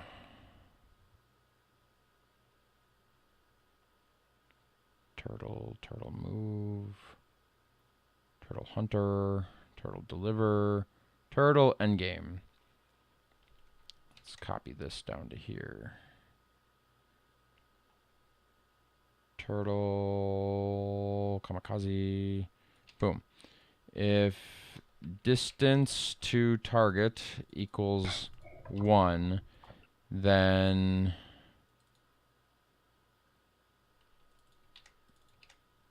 go. Hit the dude.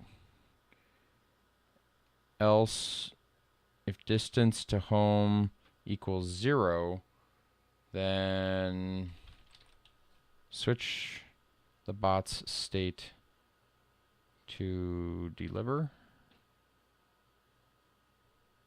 Yeah, that sounds good to me. If somehow he managed to get to the target and not die, switch the state. Otherwise, safe move to the target. This sounds like fun. Let's compile it, see if it'll run. When it errors, then we will... when it errors, we'll fix the error, then we'll download it to a 4-player game, then we'll run it and watch it completely botch the... It didn't err. That was unexpected. Does A star start at the starting tile or the end tile? I think you can start from either. Okay.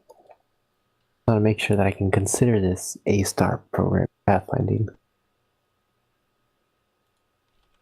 We're going to copy my bot into the magical folder where my bot belongs. Replace the destination. Then we click here. We run it. See if it makes it to the end without erring. I really need to clean up that code. Game has ended. We're going to go here. Scroll to the top. Watch. Select the file. 1202. Here we go, people. Let's see what goes horribly wrong. So we jump ahead to like turn 200 because this is where things get interesting. So pink and red have successfully capped yellow, which is a little messed up for both of them to have done it, but that's okay. So let's see what happens at turn 200. Here we go. Somebody from each red and pink should start making their way to yellow, namely this square right here. Look at pink go. Okay, he's there. Now he's going to wait. And he's going to wait until he's 4,000. Okay, perfect. He created a spot. Now, here's where things get interesting. Because because it succeeded, let me go back and verify how I wrote this. Now there's a sensor. It should have happened immediately. Sensor, watch for halftime. Well, yeah, sensor has drop-off. Var drop-offs, me.get drop-off. So it checks here. Drop-off length is greater than 0. Did I add the drop-off to the list of sensors to check? No, I did not, which explains why they didn't all turn in that direction.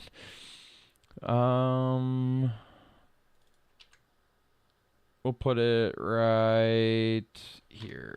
Sensors 4 equals new. There. Save. Let's run it here. I knew it couldn't be that simple. They got to error somewhere. They gotta error somewhere. Your bot crashed. See, now it's crashing. Are you reading my screen now? Me.get drops off. This is the problem with the API's functions. They are not in the same type case that everything else is, and so my brain sees it and then it types like it, even though that is not proper. Where is the sensor? Got it. Come on, sensor.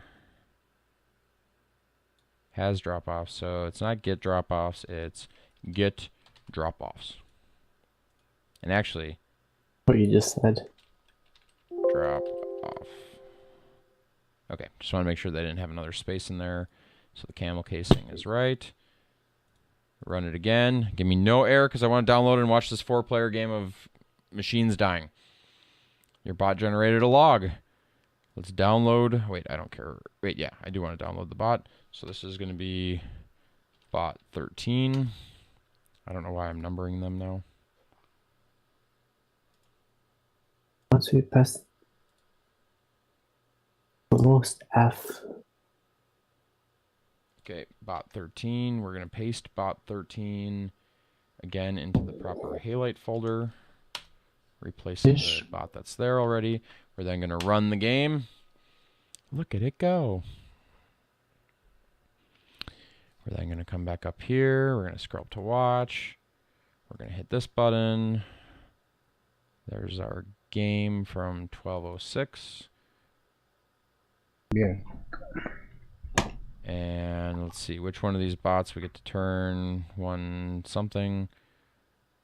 Okay, so yellow is blocked by itself and pink is aware of it. Red is blocked, or green is blocked by red and red is aware of it. So red should go here and pink should go here. Let's see what happens.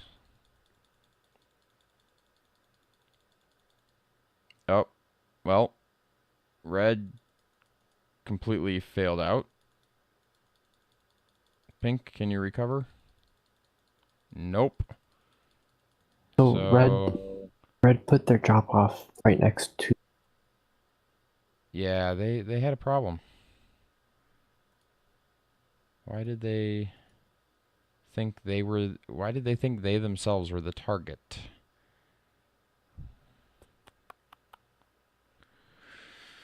Oh, let's see. Let's go back. Don't care about has drop off. Care about halftime. Watch for halftime. Available ships. Sort. Set a target. Our player. Our player equals player.id. Player has been capped. Player has been cleared.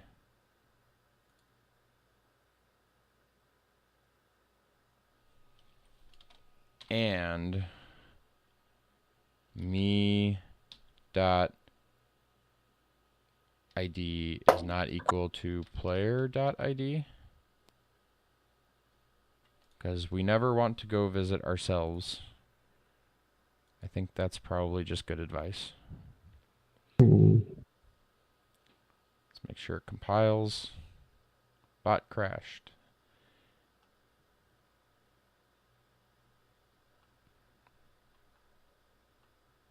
Trying to figure out.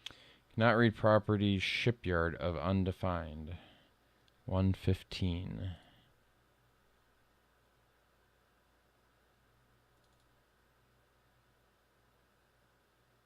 Players.get.shipyard drop-offs 0. Why does a player not have a shipyard? Drop-offs 0.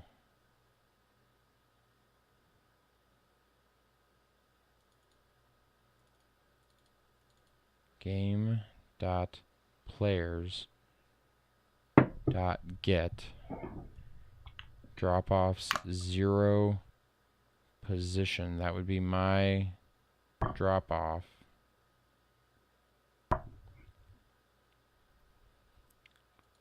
Shipyard dot position dot, yeah, that should be fine. So it can't get here. Players dot get.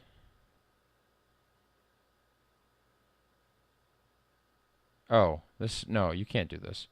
This is games, game dot, I got a game map dot get drop off position dot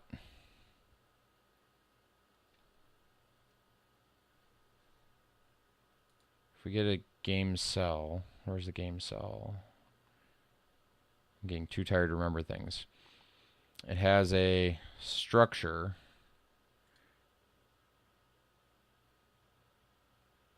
I don't care about that. It has a position, halite amount, and ship and structure. So structure dot owner. Structure, what do structures have?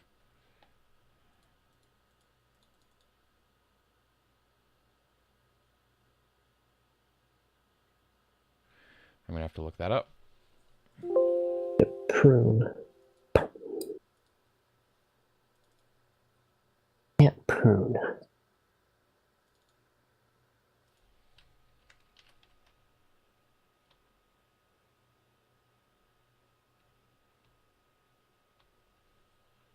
That assumes I can figure out where structures are stored.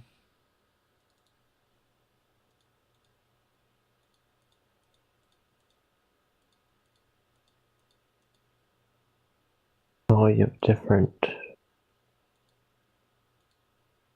What are you figuring out? What properties structures have? Cell that has structure. I want to know who owns a structure. Oh, so like an owner ID. Yeah. Do structures have an owner ID? Yes. That's quick. Congrats. Is it just owner? It extends entity, so it's owner. Yes. It Awesome. has owner, ID, and position. Okay, what JS are you looking at? It's an entity? That would explain why I haven't gotten there yet. Entity.js. Okay, so it's got an owner. So structure.owner. Don't look at the API. Open up the JS files in Notepad. That's right here. See? I hadn't gotten to that file yet. That's what I was saying.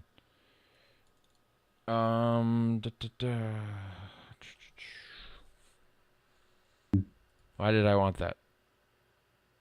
Oh, you got it on a different monitor? Yeah. .shipyard .position .x. That's probably really bad syntax, but I have... Oh, they have a position. So I don't need to get their shipyard position.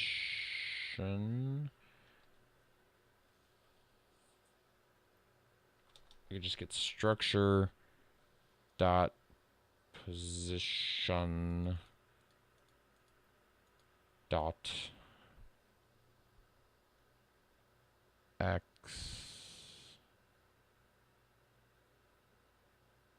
Wait, then why can't I just make drop off 0 the target? What the hell am I doing?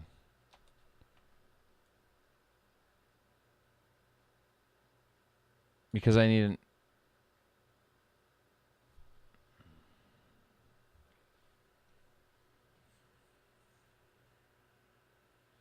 I'm creating a position variable that I don't need. I just need to say drop off 0 position.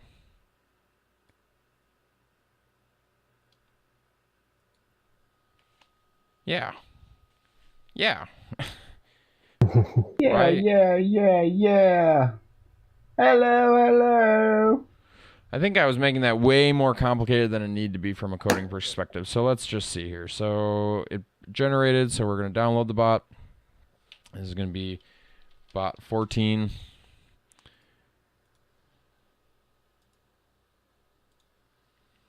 Man, this thing's going to like score so poorly, and then I'm going to wake up in the morning and be like, why did I do that last night? I got to put it in the right folder again.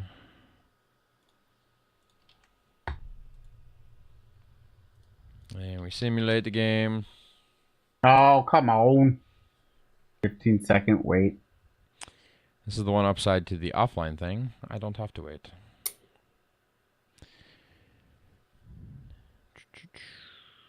I should rename this bot so I can tell it apart from the other ones. Watch. Click. It's 12:15. I'm already 15 minutes past when I wanted to go to bed. What's wrong with me, people? Okay, so red and pink are probably the good ones. So pink blocks yellow. Red can also detect probably that yellow's in trouble. This is where everything's going to go awry because the spot that they want to build is covered. So this might actually be a bigger problem. Let's just jump to turn 200 when it actually goes into effect. So one of these is running over to build and can't get there. And I think as a result, we'll never do anything. So let's add that. magic in there, just for the sake of this. So if it is a turtle that is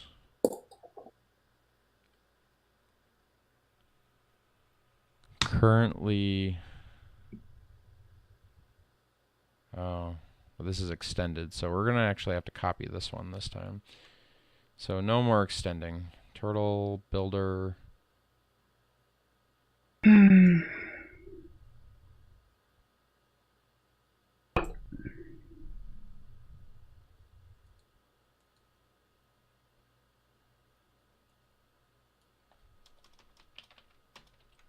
No, not turtle attack.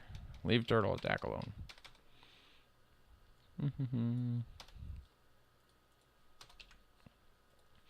So this turtle, if dist equals 0, return this dot end state. That's fine with me. There's no more super needed.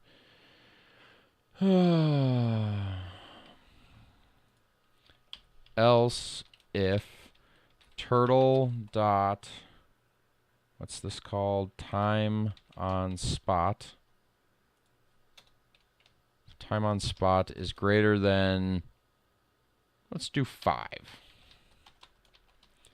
Then go ahead and switch to the end state. Save. Download. Bot 15. This is iterative programming, everybody. We iterate till we get what we want. And then we regret what we wanted. We copy the bot. We paste it in the right folder.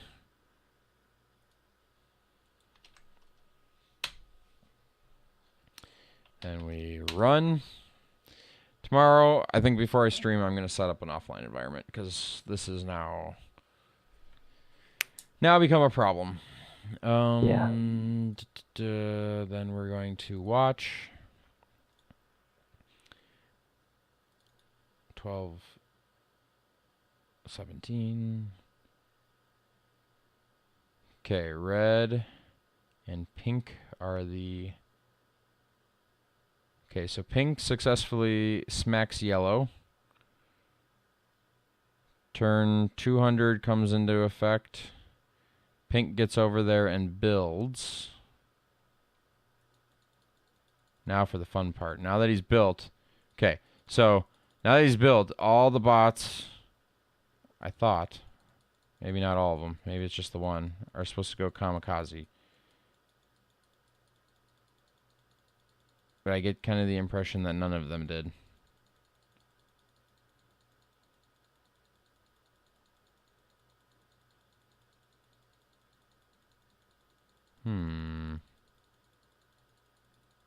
Well, what fun is that?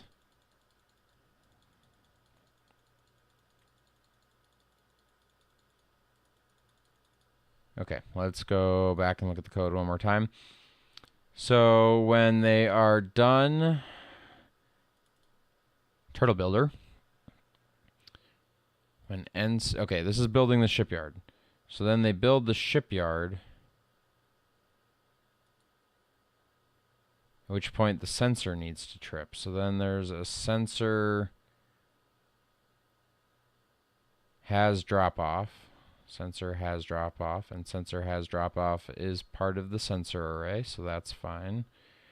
Sensor has drop off. Watch if var drop offs me.get drop offs. That's good. Drop offs dot length is greater than 0, so that should be fine. So let's just, we like to debug. So let's put in a little line.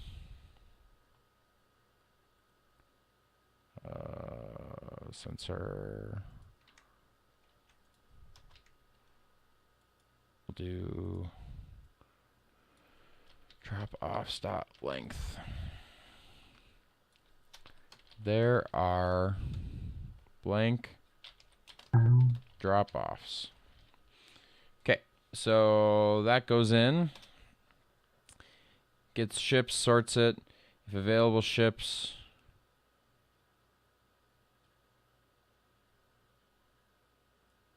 Yeah, that should be fine. I don't understand. Get all ships, sort ships by Halite on board. Runs through, finds the ship, sets its state to kamikaze. Let's go down to the kamikaze code then. So kamikaze runs, turtle kamikaze, and we'll just add a trace here. Wait, why is...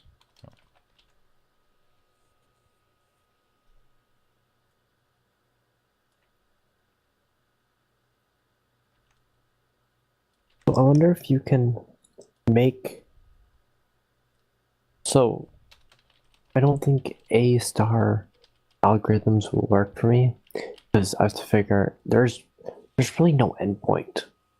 The endpoint is the start point. So when you're going home. yes, but the thing is I have no idea of where I really want to go. Which Either to Halite or to another bot or someplace else. I'm giving you options. But I also got to figure out how I want to manage all of my bots. Because right now they all go to the same source of Halite. Yeah, that's not a very good strategy. Yeah, I'm just trying to figure out how do I solve that. Well, that's a problem that I ran into as well. And did you solve that? It kind of solves itself because I have them mine halite along the way as long as the amount in the halite cell, as long as the cell is above a certain threshold. Mm-hmm. And then once they're full to a given point, then they return home. So the first couple of bots will eat the path. The problem that I end up having is that they want to turn around and come back directly along the path that other people are heading out on. Mm. And that's where there's a number of different strategies that you can utilize to solve that.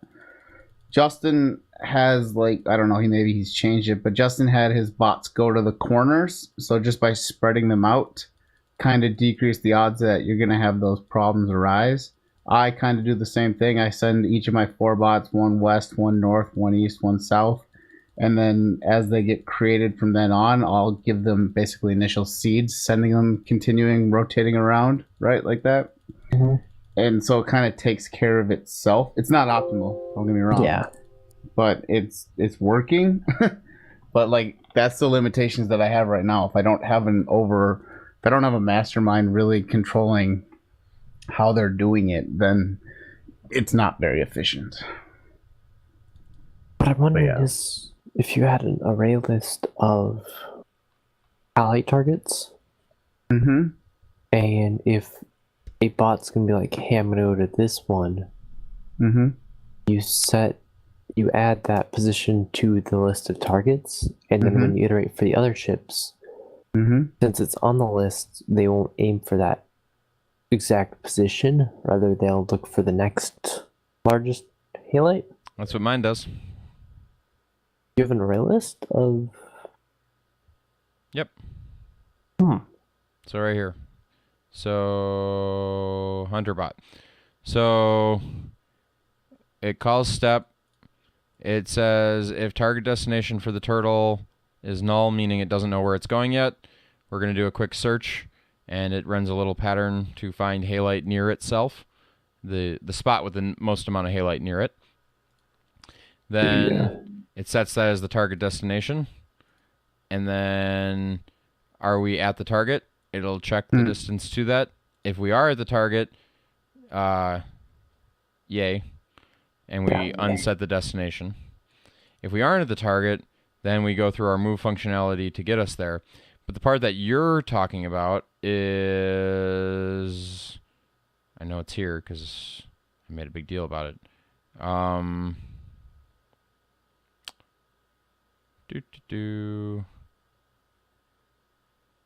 If cell max and this. So this is targeted. My ship's test target. So this is targeted. Is this little function here? For each, it'll check each ship. If ship target destination blah, blah, blah, blah, is targeted equals true. So it sets the spot to is targeted if any of my ships are targeting it. Nice. At one point, So I tried... You overloaded ship? No.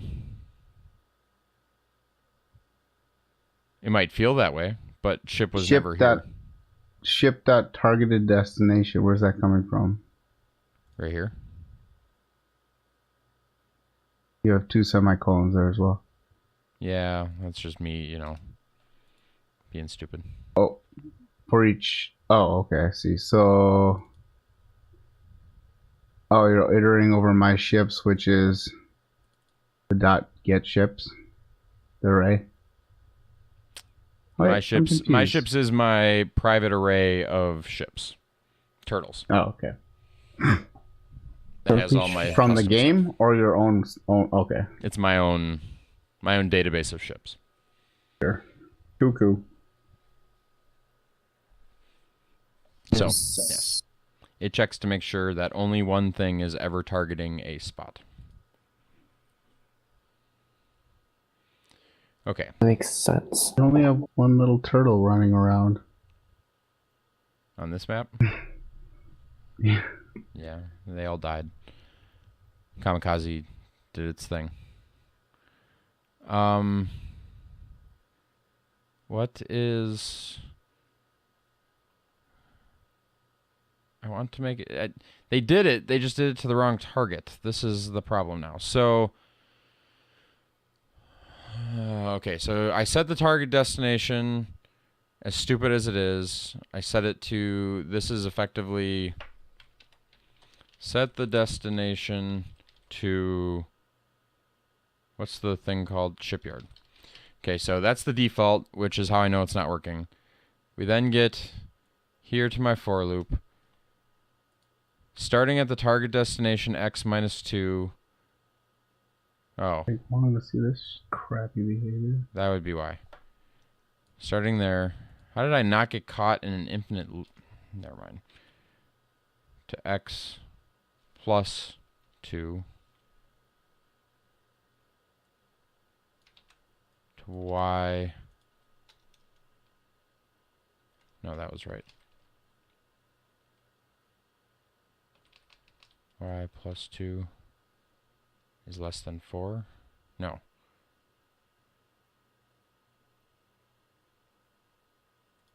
Y is less than that.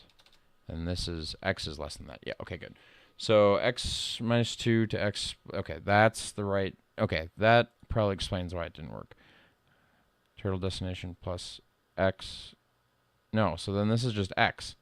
New position.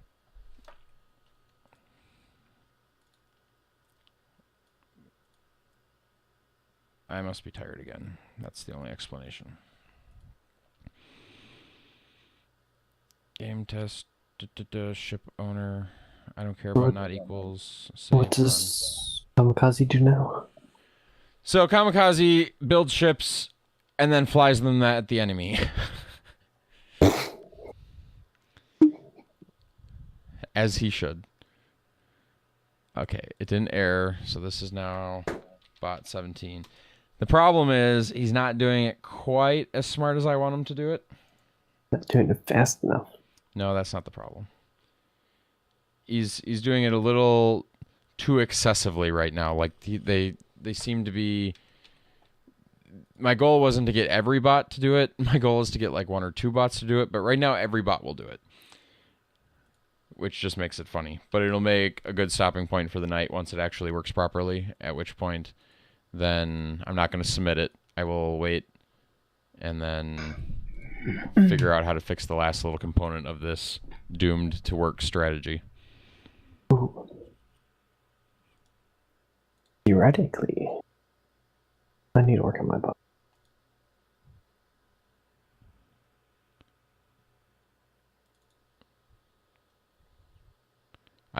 I'm all about creating these really weird strategies.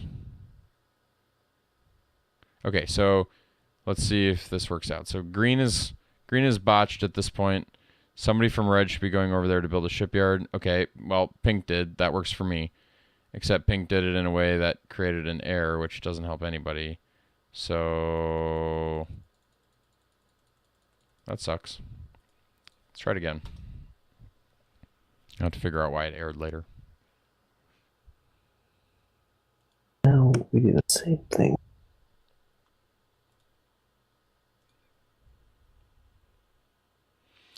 And really, what this test boils down to, like this is the whole reason why I'm doing it. It's really to try to get a good grasp on how big a deal inspiration actually is.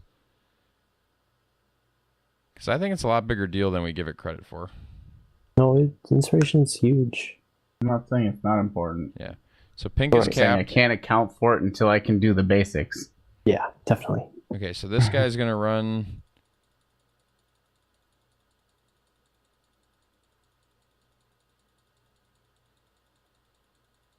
Nope, he must have died. That's depressing. The only ship I cared about died. Oh, the little nuances to these very specific strategies. I just want to see it work once. I know it's close enough that it should be working.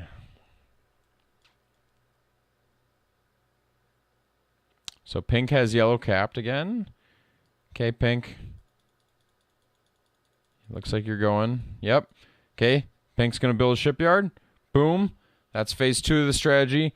Now the kamikaze stuff's going to kick into overdrive. All 4 yellow ones should end up dead. Nope, we aired out. It's close, though. It's me right now.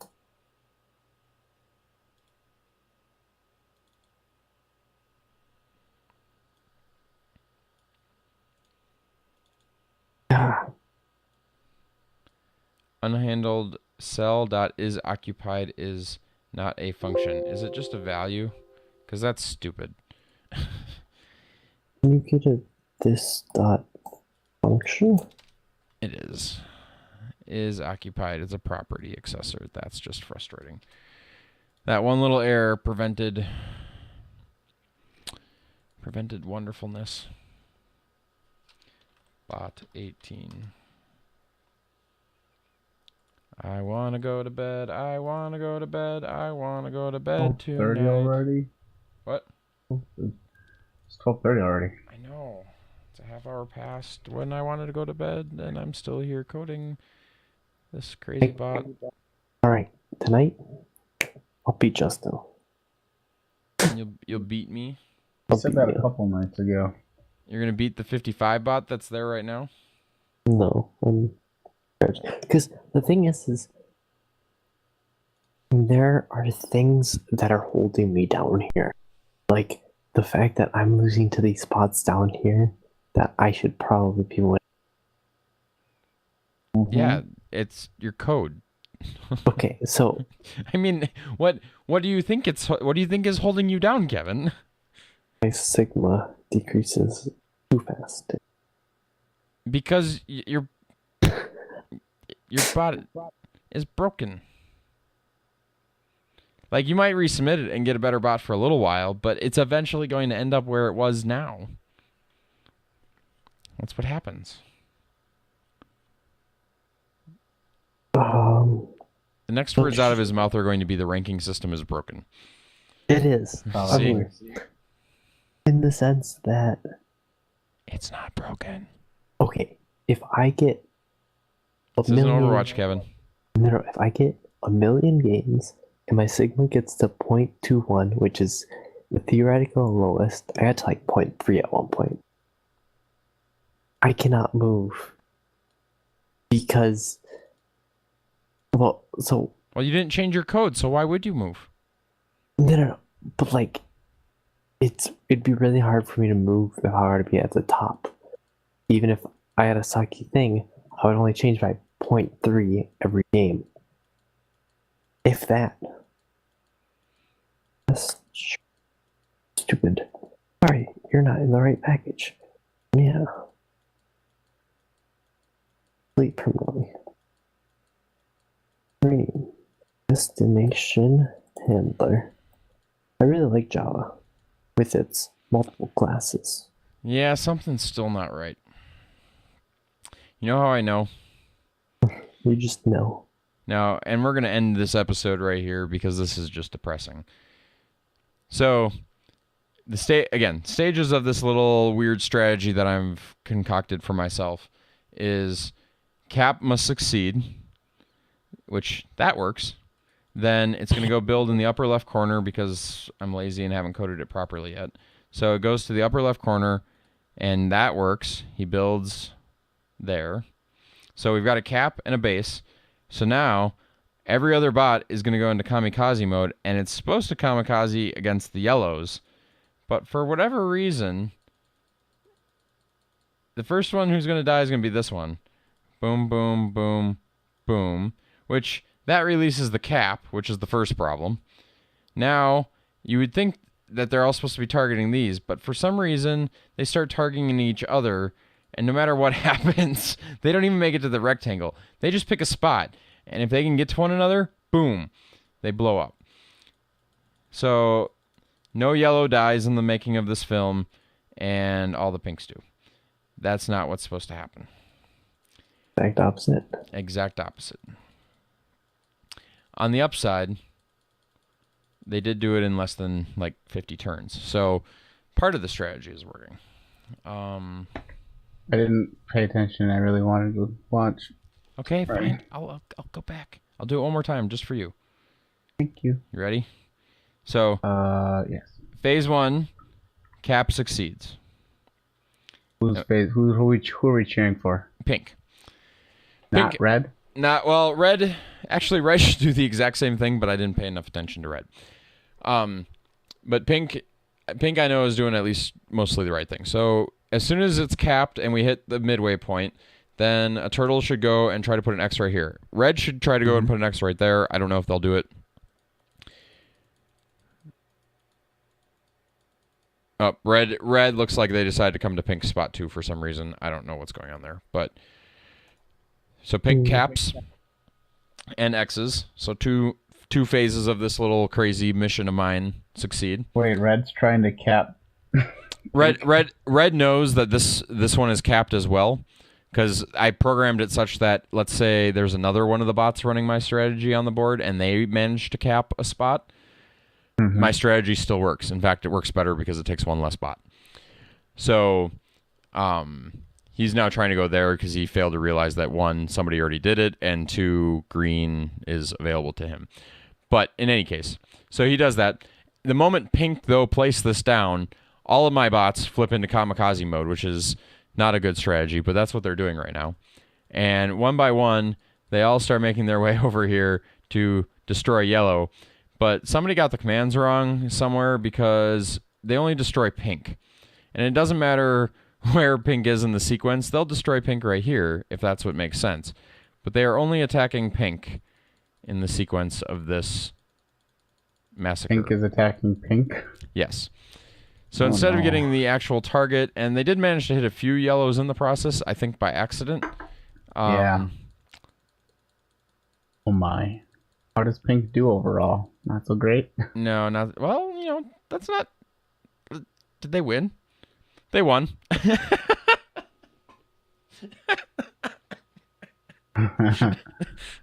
Oh, green doesn't even catch up? No. Well, they won because red aired. Oh, the game didn't. Well, it was close to finishing. Well, it did finish. The game finished, but red aired. They got removed from the game.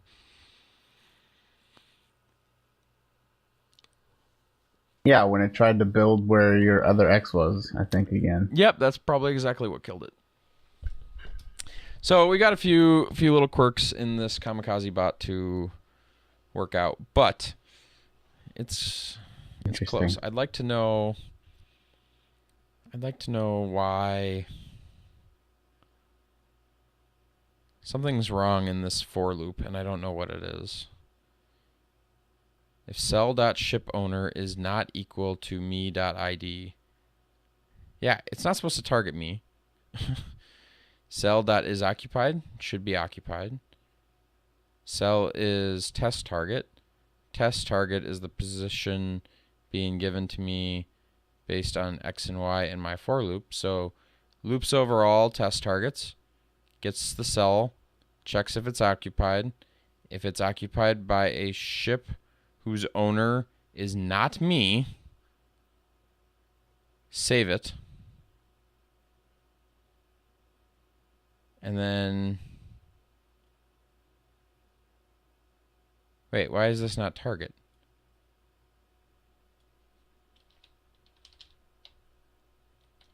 Target. Distance to target equals 1. Target. Ship move 0. That's fine. Target. It was, but it says target, so it should be moving towards... Should be moving towards the target. I'm going to download this one more time, just in case that one little thing was the issue. Because that is the last move in the sequence, which would explain why it doesn't go for the kill shot when done. What I don't know what will happen, though, is what will happen when all the kamikaze bots no longer have something to attack. I guess they'll all go crash on base because of how I've got it coded. But not until yellow is dead. This is important. If I'm going to die, you're going to die with me. That's my mantra. Okay, watch. Watch. Hit the button. Oh, I got to run the game first. Running, running, running. Time to keep on running. Kevin, it's time to grind those lines. You've been grinding for 30 minutes now. I think he's ignoring me. I'm here. Do you hear me? I'm not ignoring you. I'm just ignoring you. Okay, so red manages to cap yellow. That's great. Pink is going to go try to fill it in, I bet. Oh, red got there first, so red manages to cap this time instead of pink. Why in the hell did pink build there? I don't even want to know. Pink's going to err. I can already bet. Red, though, has now gone kamikaze. But they're attacking what looks like green. Yeah, these guys have problems. Hey, he attacked yellow. Go back. Did he really attack yellow?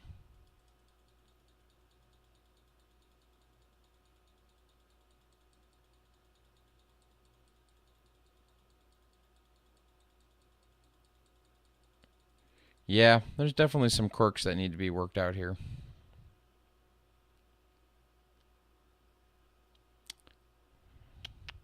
In the meantime, let's go see where my bot is sitting right now because I haven't looked at it in a while. 37 games, 57, 1.0.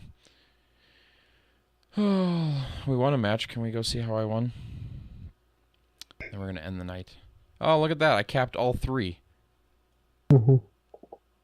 Or I didn't cap all 3. 2 of them were capped by me. 1 was capped by himself. Which is funny because he's a capping bot.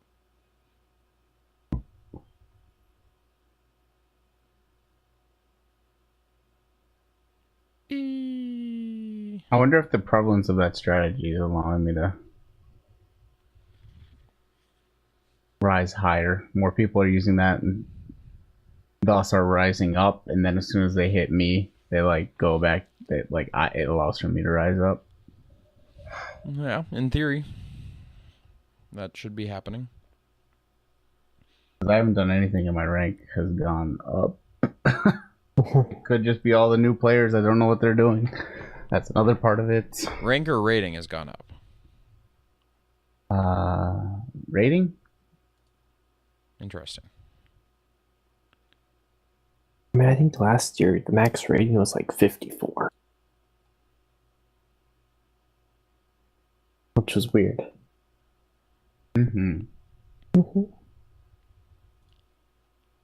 Yeah, 820 Halite there, or whatever. Oh, man. again. How are our challenges playing out? Does Richard beat us all? Yeah. No. Actually, though. Yeah, don't think so. you're winning. We have challenges.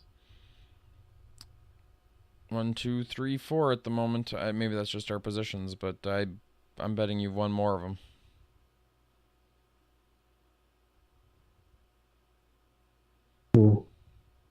Okay, well, that's going to conclude tonight's stream because So am I I just really should have feeding off been of you? in bed 45 minutes ago. So thank you guys for watching. We'll probably be back at this again sometime between 9 and 10 o'clock Central tomorrow night. That said, have a good night, everybody. We'll see you next time.